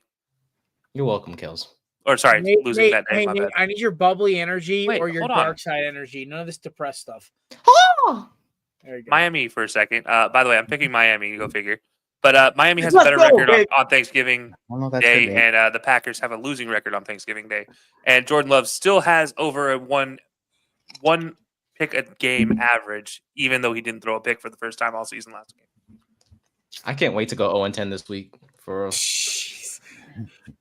Wait, yeah. Wait, Nate, did you pick the Dolphins too? I sure did, good sir. Oh, I'm sorry. Nate, remember you have until noon Thursday to change your picks. I'm gonna see, but as soon as he changes it, I'm gonna. You know what's gonna happen, right? Well, we actually came out and actually worked in our boys' favor because Chris and Matt both took the Niners, and then Brock Purdy was rolled out on Friday. So I gave them the option: you guys can either pick the Monday night game or just take the Packers, and they take the Packers. And we got the Monday night game right too. No, I was did gonna. not. So I'm kind of happy we stuck with the Packers Niners. All right, go to college. The Robert Turry Bullets. I'll take the Packers. Rest in peace. Oh, Jesus. Chris, I'm sorry. You keep dropping it out of the screen. My brain kind of. Yeah, it's single cat data works 2 jobs. Pretty. See, mine is well behaved, just sitting here sleeping. Mine keeps biting me. He keeps playing with my laptop. Well, you named him Luna, and it's a guy. So yeah, he doesn't have his nuggets anymore. Yeah, so it's a Luna. Oh, it's misgendered. You gotta do what everybody does. You gotta put him on the leash, take him to the park, throw a frisbee at a hot girl, and just let the cat run to him and her. Oh, Chris, do you have that on your dating profile? Just yes, you curious. should. Like you don't? Do you have single cat dad on your dating profile? That is on mine. Single cat dad working 2 jobs. Yeah, exactly. Matt has been witness. It's worked. Working 2 jobs, my cat can live a great life, is what you should say. My old dating profile, I deleted it like years ago. I took a selfie with a tiger at the zoo, and I just claimed to be the Tiger King. I forget like the exact. I forget what I said. I forget what my line was. It was like something along like I forget what it was. It was like Tony the Tiger-ish. So no. The answer is no. You don't have single cat dad on there. No, not anymore. All right, Chris, you have a job. Speaking of Tigers, Clemson versus South Carolina. I'm sticking with my boys. Go Cox! Yep. We all knew this was coming. I despise Clemson. Yeah, the Cocks are coming for sure. Coming for that ass. Yep, on the ass too. Yeah. All right, Skip. All right, Chris. Give me Clemson. They're at home. I like them this week. Give me Clemson. If it was the other way around, I'd probably take South Carolina, but give me Clemson. Even though they're in the same state. Please pick. Yeah, Clemson has to win out to win to get the ACC championship game. They're not going to do it. South Carolina here. Damn it. You went first. You could have let me go first, but no, you went first. This is the reason I went first, is because I was picking them regardless. It's like the Vontae Mac, no matter what. It's you South should save it for Carolina. the last thing though, just so you can get the go Cox there at the end and not the beginning. Like it's more emphatic at the end when you just switch subjects. But everyone knew who was going to pick. I've been a South Carolina guy all year. I took them to upset. All right, you can't beat everything though. You're a North Carolina fan. You're a Miami fan. Okay, first of all, South Carolina. Now you're a South Carolina fan. No. South Carolina. Are you a Braves fan too? No. Ew. I'm just saying he's working his way on the Atlantic coast right there. No, listen, South Carolina. I have a reason to root for them. One, it was the hospital where my mother was born. Two, my grandfather's an alumni of South Carolina. Gotta shout out to Mom Madonna, love her. This is called the Robert Turry Bowl for a reason because my grandfather went to both schools. He got my grandmother pregnant and I had to move to South Carolina because it was closer to the hospital where they had my mom. So I did not think that was the turn that story was going to take. yeah, 1940 teen pregnant, 1960 teen pregnancy. Woohoo! Anyway. No comment on what your grandpa might have done. So my grandfather finished his degree at South Carolina. Technically, I honestly kind of kicking myself because they even sent me stuff when I was a senior in college because of legacy and stuff. And I just like, no, I'm not in South Carolina. I want to go to LSU or Oregon or Southern Connecticut State. All right. Anyway, that's the LSU Mud Dogs. That's basically what it felt like. Nate, who are you taking? Cox or Tigers? Give me the Frosted Flakes, Tony the Tigers, man. No, he is that mascot is not even close to Tony. Don't disrespect Tony like that. Fever dream, Tony the Tiger. That's Tony on LSD. All right, Matt.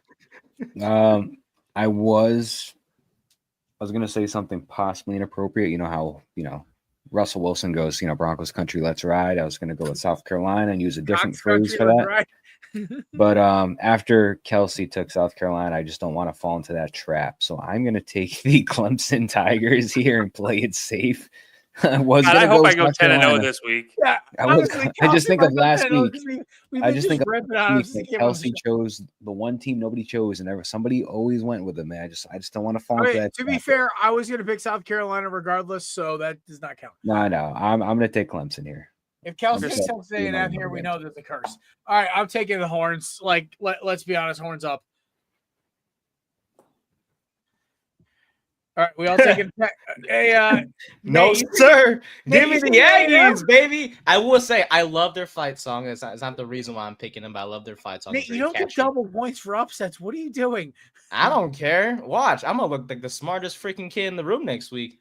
Nah, give me the Aggies, you start baby. Texting me a depressed rant on Monday morning how you went like 1-3, 1-9. I'm gonna throw something at you. Nah, I'm gonna Aggies, mail it man. to California, and it's gonna explode out of the box like a spring and whack you in the face. You ever see Harry Potter? Like cartoon punching bag, like from Looney Tunes or something. I don't know. You ever see Harry Potter with the Howler Mel? Yeah, it's gonna be that, except for it's gonna punch you. Oh no, it's gonna be the group text. It's gonna be a verbal message, like one of those voice recorded messages. I mean, like, you picked this, you earn it. Yeah, give me the Aggies. I believe that's a good school too. That's a good school. It's a Colt. It's a Colt. Oh, well, that's okay. Give me the Aggies. By the way, A&M sucks. All right. Yeah, their fight. What you taking here? Their helmet looks like it's an ATM, so that's all that matters there. I'm going Texas, unless Quinn Ewers doesn't play, in which case I'm still going Texas. Watch. Right. I'm gonna look like a smart kid next week. All right. Catholics versus the condoms. You just skipped everybody. I'm sorry. No, everyone put their horns up. Oh, that's fair. I mean, I am going. I thought that was a signal you're all taking Texas. I mean, I have nothing. I thought you were going 3 for 3 here. So, yeah, I'll just take Texas. No, I was honestly because I saw Chris went horns up. So did Matt. I'm like, okay, they're both picking Texas. Was I right? Yeah, I just didn't know if you needed this. You're good. Okay, I didn't want to waste y'all time if we're all on the same train here. Catholics versus condoms. Yeah, that's fair. I'm gonna go Catholics, even though that's terrible. Actually, when I think about that, because I think, yeah, that's bad. Oh my god! But I am going Catholics. That's why I said it. Come on. Why do you think there's so many Irish Americans? They got to America and they just didn't know to stop. All right, I'm curious. We sure don't. Nate, Catholics or condoms? Who you going with? Never use condoms, never will. Give me the Irish. What the fuck? Okay. Fair. You have the right. I don't never think a guy who is a fan of Cal would ever pick USC anyways. Oh my exactly. God. By the way, Notre Dame as well. I gotta stop laughing. Yeah, I'm going with the Irish as well. Dude, they beat the snot out of Army last week, and USC this year has had 2 actually good wins, and they're both over disappointing teams, LSU and Michigan. So Give me the Fighting Irish. Their time is coming, but it's not this week. Also, Notre Dame has the worst strength of schedule as a one-loss team, by the way. Fun fact. Yeah, that is actually well known. Oh, I really over Of the ranked one-loss teams, they have the worst strength of schedule. Oh, interesting. Okay. They're like 83. It's garbage. Damn. All right. Well, I'm still sticking with it for now, but I have until Thursday to change. Chrissy, Catholics or condoms? Born Catholic. Give me the Catholics. That's right. We don't use protection up in here. Yeah. Screw the Trojans. Nate, you gotta stop, man. Last time I took the Trojans, they were playing Penn State and they choked. So Hey, yo, way too many bad jokes there. Stop. Pause. Breaks. No. I'm not like. I mean, No. I was just being serious. Like they straight up like sold the game. Who probably The last doesn't 2 also use condoms. Stop Probably it. Penn State. No. Okay, sorry. Matthew, I will Did he? dock you a point off the pick him for that. We can't just There are arbitrarily some start jokes that docking are points so off this bad, guy. I won't even send you the penalty box. I'll just take a point out of your pick 'em score. Oh, no. Calm down. Nate's We're made not worse doing jokes about another Penn Joe State. Paterno and Kevin thing, okay? That got us literally like a strike, okay? I don't want to deal with that again. Nate's made worse jokes in the last 3 weeks. It's okay. Yes, he We has. survived. Nate's has- innocent. Everyone loves Nate. As a unit, we've survived a lot through ping pong, through Nate's shenanigans. Through the early Chris days. Yeah. Early Chris days weren't bad. They were just hilarious. Mid Were Chris they? days. Were Yes. Early, by the way, I still have one of my favorite texts I ever got from a person I haven't heard from in years. Dude, I caught your podcast. Your intern is effing hysterical. I could not stop laughing. I had to pull off the highway because I couldn't stop. I was about to piss myself. This is a guy I used to hate. We used to work together at New York Life, and he texted me because we're friends on Facebook. And it was the show where Chris told me he couldn't count how many beers he had in his hands. And that was, he said, your intern is so effing funny. Me and my wife had to pull off to the side of the road, watch the show because we were laughing too hard to focus on driving. Yeah, I do some naughty things and I'm messed up. Congratulations, Chris. You almost caused a car accident. No, actually, he prevented one. Yeah, only Almost you caused can it to prevent begin car with. accidents. And tell him, Smokey. Yeah. Only you can Great, prevent great, car great accidents. Would it be All Smokey or right. Drunky? All right. Who has not picked yet? We all did. Now we all good. Okay, yeah. All right. Cool. All right, back to pro football. We're going with the pay your running backs bowl. Eagles, Ravens. Everyone knows where I'm going. No, it's not even a question. Oh, the Ravens, Ravens. it is. All right. Put them You down, know Chris. what you mean, Chrissy. Maddie.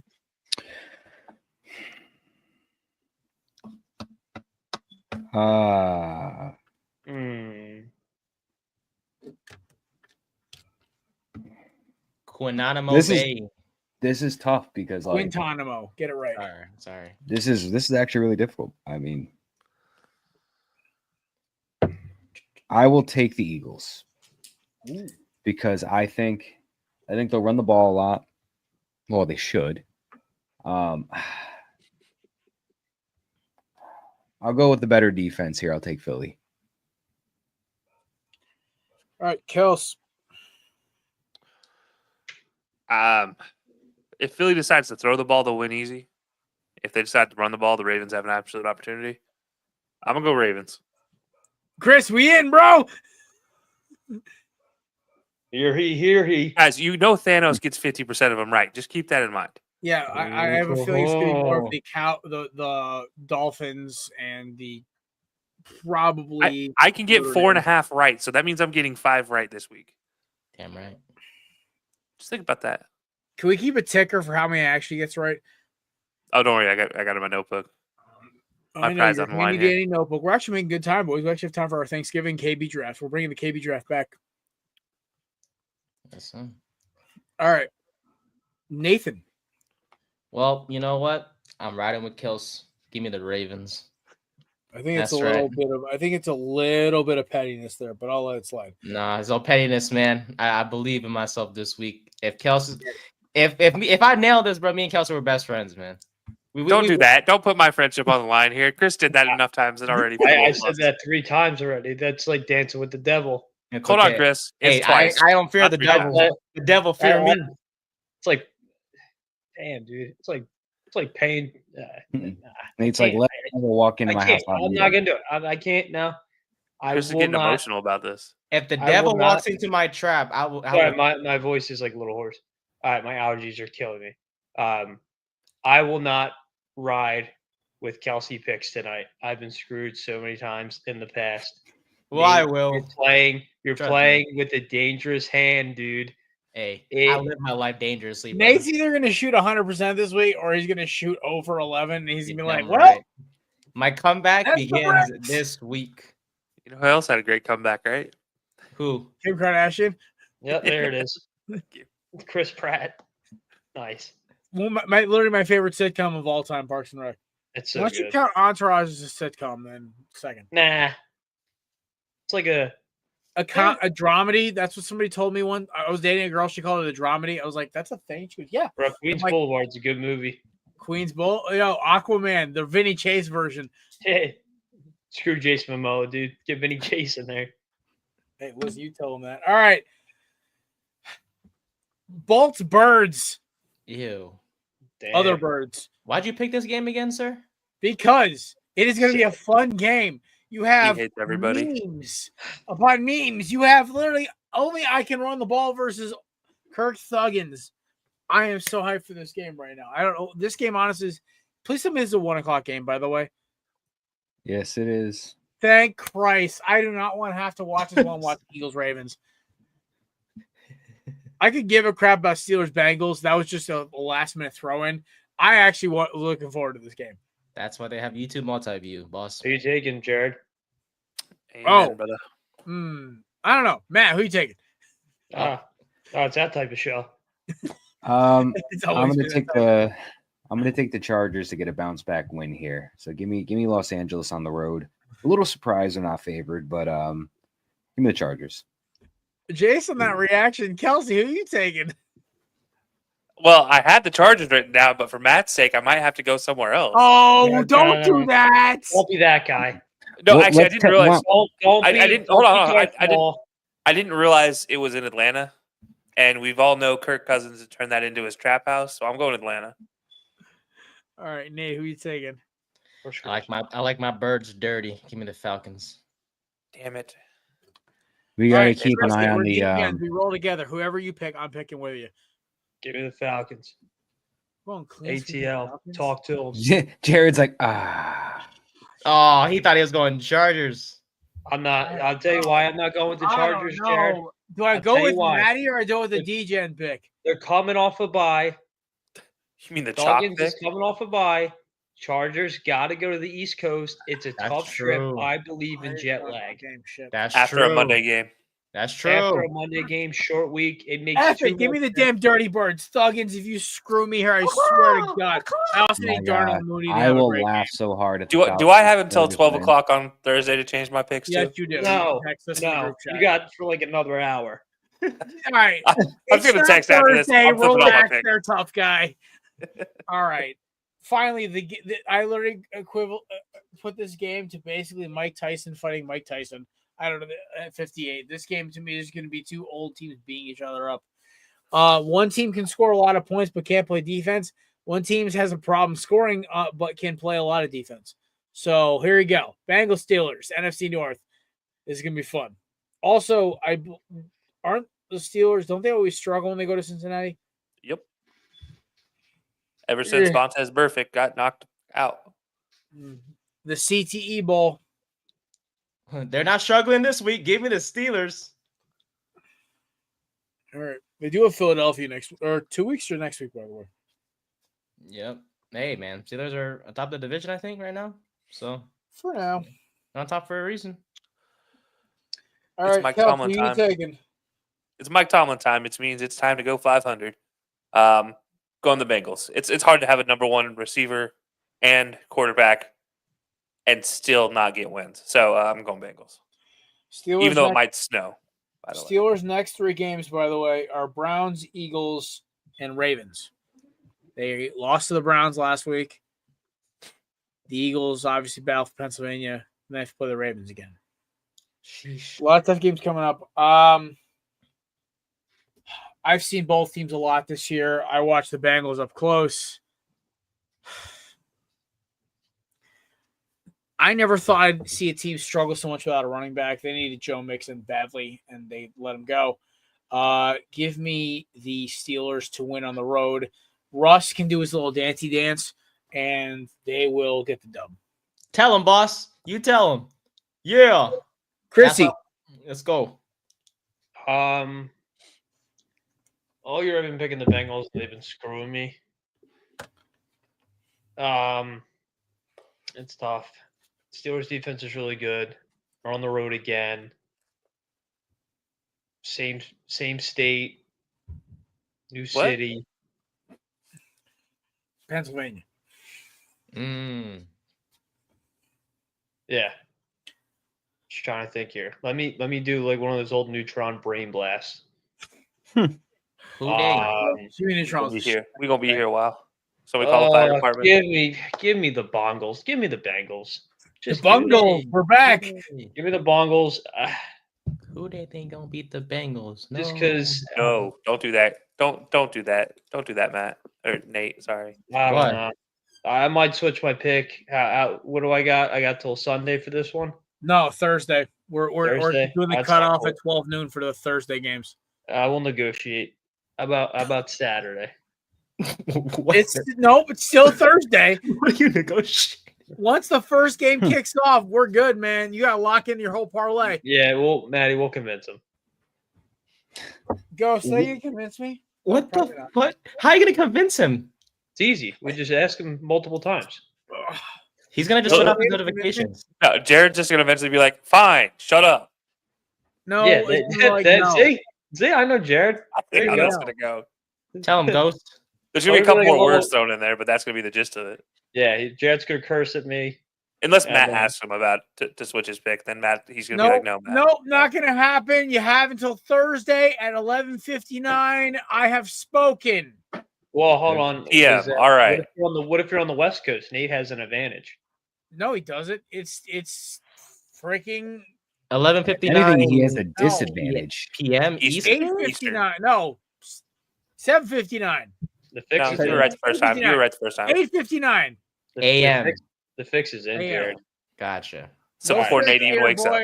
You have until kickoff of the Lions versus Dub Bears to get. Hey, wait! I do have a genuine question with this West Coast stuff. So, if you have a 10 a.m. game, since it's 1 p.m. on the East Coast, correct? What time do you tailgate at the stadium? You tailgate 7 a.m.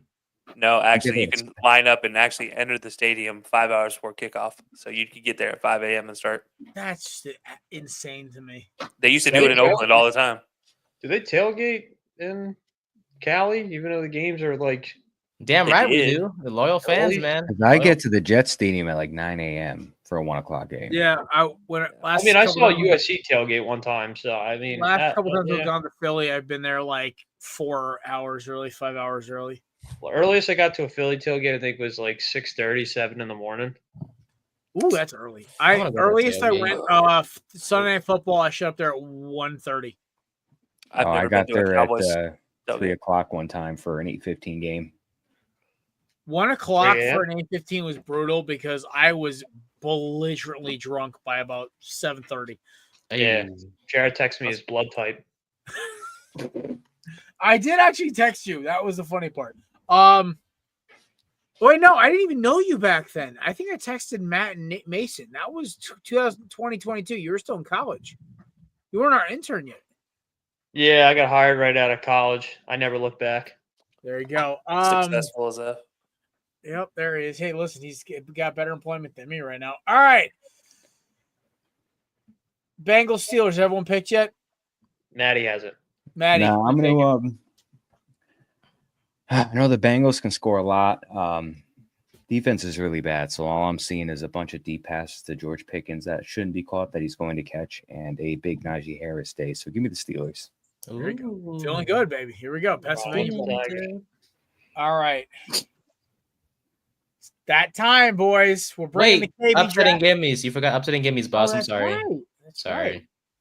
All right. Yeah. By the way, don't worry, you have till Thursday to be upset and give me a Nate. Unreal. Should be Saturday. Najee did not practice today, by the way, just so you know. Ah, shoot. He'll play, but he's not. It was a non-injury related practice. Oh, okay. My upset. How are we feeling about the Iron Bowl this year?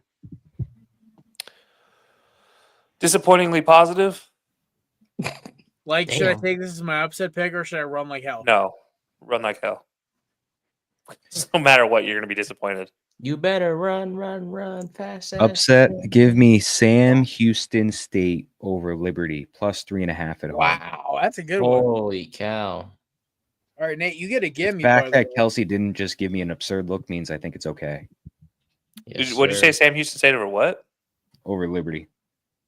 Yeah, it's not bad. Liberty Last time I Bibbity? did one, I think I did Arizona, or I did.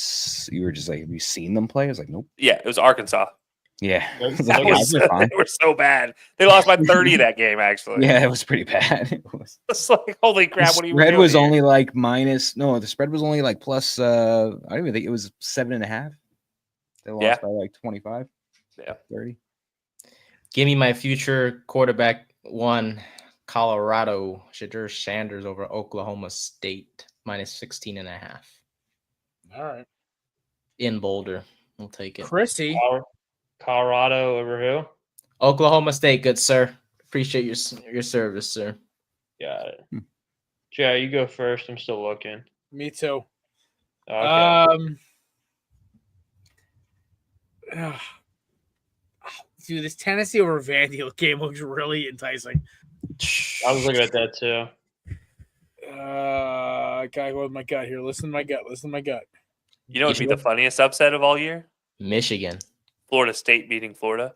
Dude, that'd be hilarious, but I'm not gonna do it because I hate both teams. Oh, absolutely. I'm not saying do it. I'm just- kind of rooting for a hilarious. meteor hit the stadium. Yeah. Or Kennesaw State, who literally put their coaching job on Indeed. I tried to apply for that, by the way. Ain't no way. Yeah, seriously, it was. I It's tried to still up. Google it. I couldn't find it. No, it's still up. It's still up. Oh, Okay. imagine your next head coach is Jared Cole. Kyle McCord upsetting. Bro, I'm about Ward. to. Yeah, it's not happening. Ooh. Play the Jeopardy music. Oh, you know what? Give me the Titans over the Commanders. Oh, hell no. What the fudge? Where did that come from? Will Levis has been playing good ball, and the Commanders, Cliff Kingsbury's skin is hard. Oh, Actually, wait, my. no, that might not count because they're only 5.5-point favorites at home. All right, Yeah, it won't I got count. mine. It won't count. I got mine. What is it, You Chris? got it, Chris. I'm gonna take at home. I'm gonna take Kentucky over Louisville. I was just looking at that. You know what? Screw it. Give me Vandy over Tennessee. Like it. Ooh, if I had to pick an upset, I would have picked Arkansas State over Old Dominion. Thank God I don't gonna do that Where do today. you pull? Damn, that's a good. That's a deep pull, Somebody uses Bet365. dude. He definitely does. Hey, no, I use Underdog Fantasy. Are you on the clock right now? Nah, thankfully I'm not. All right, boys, it's now time. We got about 15 minutes left. We're gonna do a rapid fire edition of the KB Thanksgiving Draft. Ooh. So, Nathan, we'll assign numbers. I'm 1, you're 2, Kelsey's 3, Chris is 4, Matt's 5. Yes, You could sir. just quickly random number order. Can I trade up? I'm gonna trade up. Nope, no trades up. That's fucked up. No. Listen. It's a random number generating, so you don't know when you're picking. All right. Don't give me number one. As we talked about today, I have no luck with the number one pick, so don't give me that. Okay, so Anything with that. So does it matter? So 1, 2, 3, 4, 5, right? Yeah. So you're 1, I'm 2, Matt's 3, I'm Kelsey 3. 4, Chris 5. No, Kelsey 3, Matt's 4, Chris 5, right? Chris is 4, Matt's 5. Chris 4, Matt. Okay. Hold up. Okay. Do it again. Okay. Do it again. I love how Nate's face lights up every time he does it.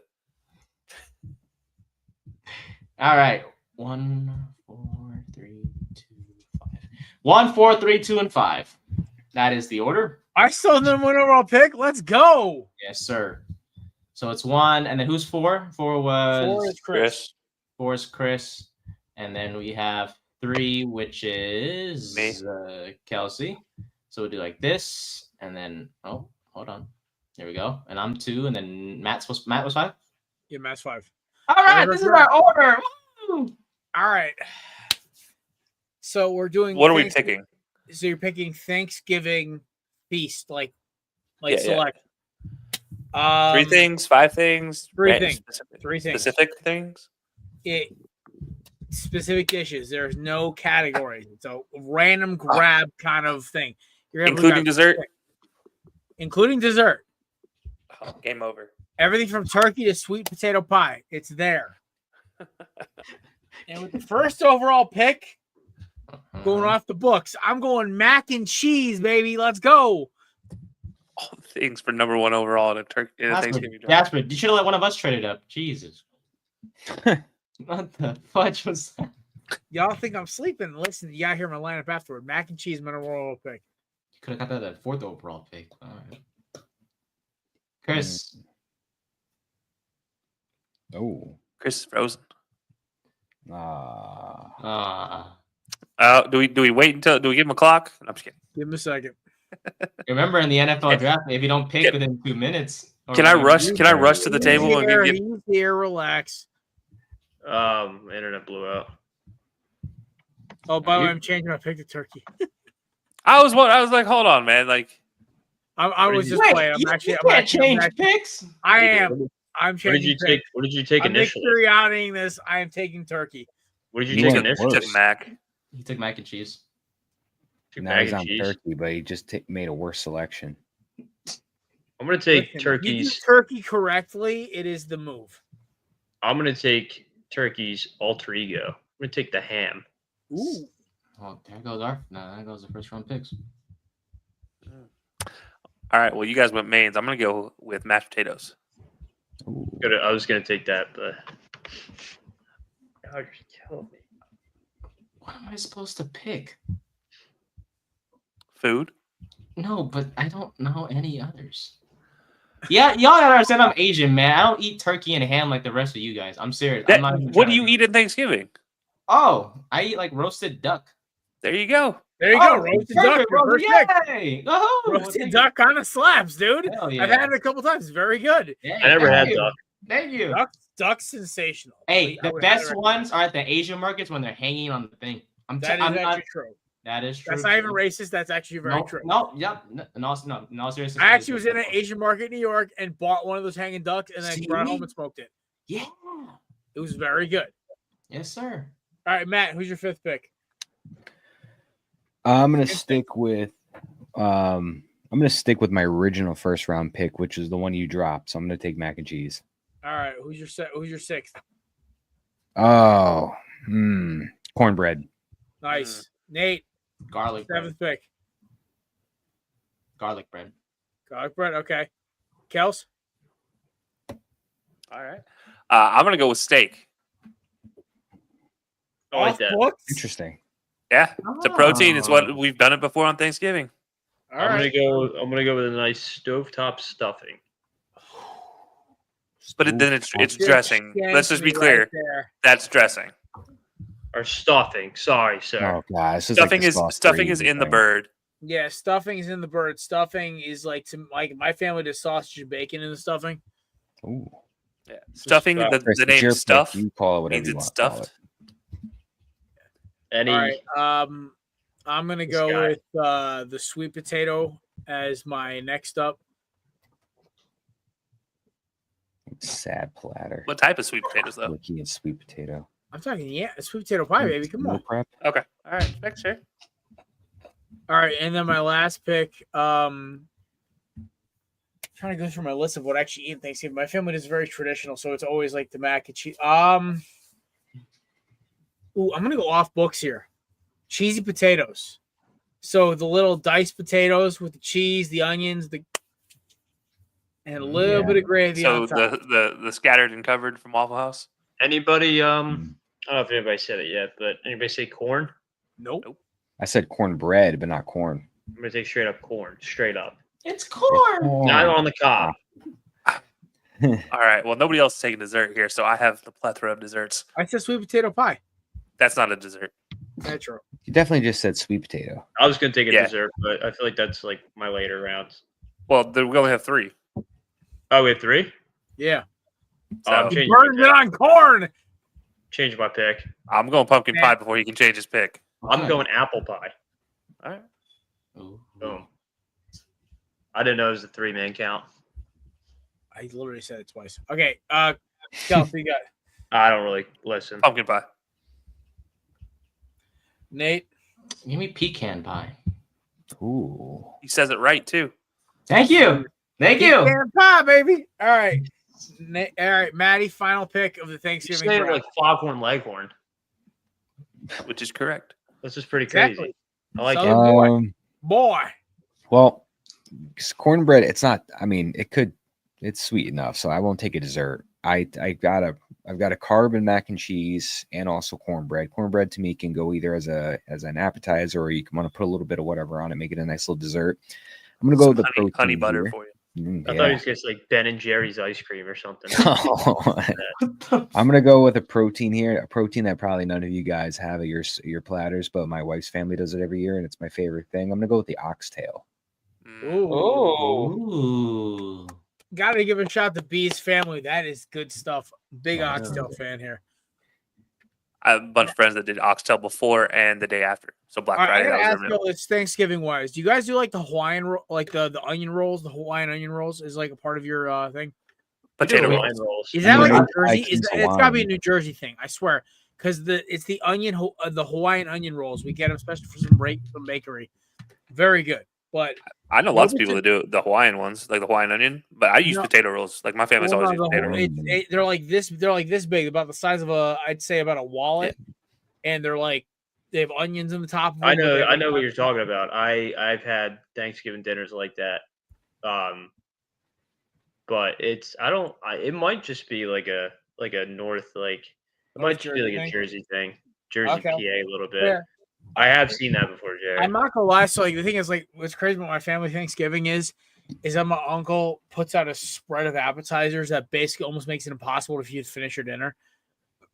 Oh, dude, You're not doing it right.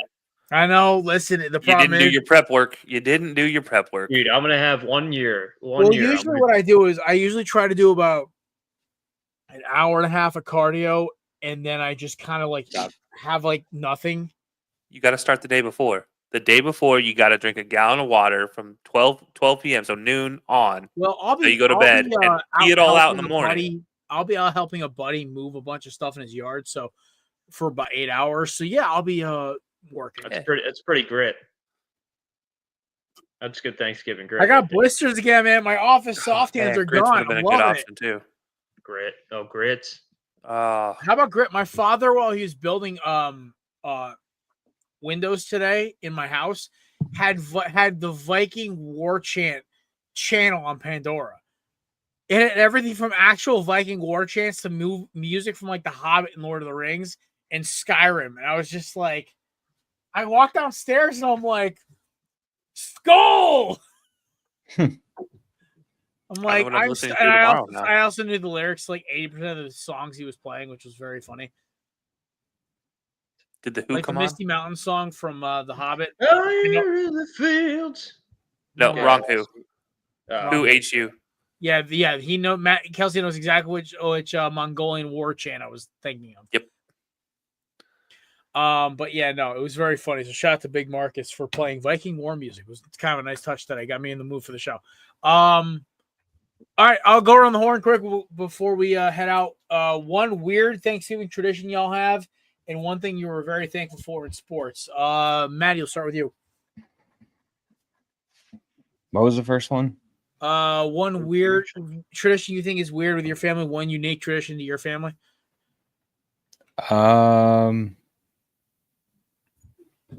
Unique Thanksgiving tradition. B's you and B, her family, your family. You kind of have a lot more options than the rest of us.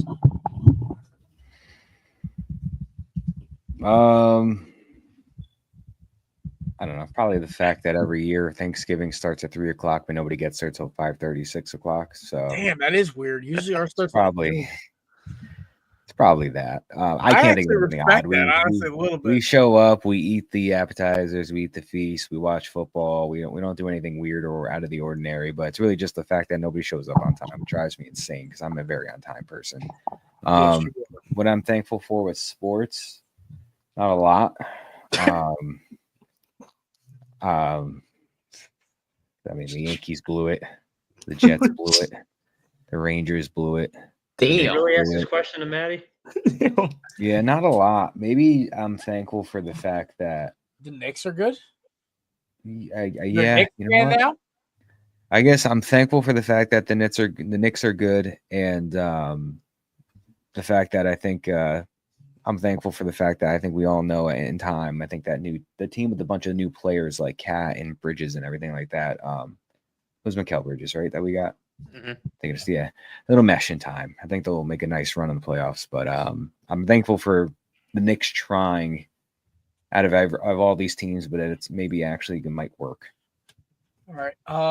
One unique tradition that my family has is that the people who don't want to talk politics, me, my uncle, my aunt, my sister, will all sneak out to the back of the back patio in my uncle's pergola and watch the football games in his outdoor TV with the fire going, with old fashions in our hands. That is our little tradition, and it's happened the last 3 years in a row to avoid talking politics, and because that always happens every year. And me not wanting to talk politics, that should scare somebody. My thing I'm thankful for is the additions of Cam Ward and Saquon Barkley to my football teams, Miami and Philadelphia. Both have been godsends to my football energy, and the fact that most weekends I go to bed on Sunday night smiling. So shout out to Cam Ward and Saquon for joining good teams, and God bless you guys on your way to hopefully some more success in the green and orange and the green and black. So, Chrissy, one weird tradition your family's got for Thanksgiving, and one thing you're thankful for in sports. I don't really have any like crazy weird traditions. I do find it weird how I got 30 Irish people in my house on Thanksgiving yelling about nonsense while I'm trying to watch football. So if you want to, it's pretty weird. And then I'm thankful that for sports wise that I got to see my team win a Super Bowl in my lifetime. There you go. Not especially meeting a lot for Eagles fans who've never won a Super Bowl to not see that. Yeah. You know, it means a lot. So. Dude, 2017 was just a different year, man. Yeah, I was. That was the first time I've cried tears of joy as an adult. I cried. I was crying. People were like, "Why? Are you happy when the Super Bowl?" I'm like, I wasn't crying when we won the Super Bowl. I remember. I think I stubbed my toe like right before the final play. Oh no, I was purely crying tears of joy. I was at a Bears fan's house. It was that's gotta be terrible. It was Bears. It was a bunch of Bears, Giants, and Patriots fans, and one Cowboys fan, but they were all rooting for the Eagles. That's like a Fanatics commercial? Yeah, no, it was weird. So like, it was my buddy Ray's friend's house. I knew them pretty well. I was the youngest in the party by at least like 8 years. But they were like all like so nice to me. They were chatting with me and they were talking about everything. They're like, "Oh my God, your team won." I'm like, "Yeah." And like, it's the first time they won. I'm like, "Yeah." And I'm like, they're like, "Is that why you're crying?" I'm like, "Yeah." I never thought I actually had experienced an Eagles Super Bowl. So you're like, no. No, I was crying tears of joy because I was having a rough time at that point, and the Eagles were like the one keep my life together. So, God bless that 2017 team, man. Nick Foles, you will always. If I would drive out to the middle of nowhere to rescue Nick Foles if he called me. I would too. Yeah, me too. God bless Saint Nick. All right, Kels, one weird tradition and one thing you're thankful for in sports. So when I used to go out to my dad's for Thanksgiving, we used to use the Zoo Pal paper plates to eat Thanksgiving. Oink, oink, Zoo Pals. It was hilarious. I always shot for getting the monkey face. That was always the one I wanted to get. I got the crocodile frog. and tiger were mine. Yeah, I had the freaking frog one. I got laughed at. They put Yeah, and then sports-wise, thing I'm thankful for is not football, not basketball, not any other current sport, other than soccer. Liverpool, number one in the English Premier League by a long shot, and nobody's touching them right now. It's Yeah, good feeling. actually, you know what? I knew that because I have a buddy who's a Tottenham Hotspur fan, former host of the show, my boy Pat Donahue. Shout out. I got an update from him, my boy JQ, about all the English Premier League standings, and I saw Liverpool. I was like, oh shit. Yep. Currently 8 points clear on top. Ooh. I know a So lot. do you guys have to play like a championship game in the Premier League, or just whoever wins the season wins the season? No, yeah, whoever ends up at the top of the Top of the table at the end of the season, that's who wins the Premier League, and then The thing about the Prem, it's like you also, if you finish top 4, you also got in-season tournaments like the NBA does with like the FA Cup and FA but they're Cup actually- is so cool. they're FA actually Cup is so cool. yeah, FA Cup gives every club in the land in England a chance. Yeah. FA and then- Champions League's for the top 4. Yeah, Champions League is the best teams in Europe, which is some of the most exciting football you'll see. It is really good. All right. Last but not least, our producer extraordinaire, who we were all thankful for being amazing, Nate. What are you? What is a weird tradition your family has besides the duck? And what is a thing you're thankful for in sports this year? I don't think we have a weird or crazy tradition. I think being Vietnamese American, it's nice that my family likes to just shift away from the regular turkey and the ham every year and kind of just eat like Vietnamese food, like the duck or roasted pork or stuff like that. Yeah, it's super good. You know what I'm saying? Dude, Vietnamese food's like low key one of my favorites. Hey, I really appreciate it, man. I'm thankful for that. Thankful to be included in the culture with outstanding food, and we just do that every Thanksgiving instead of the usual ham and stuff like that.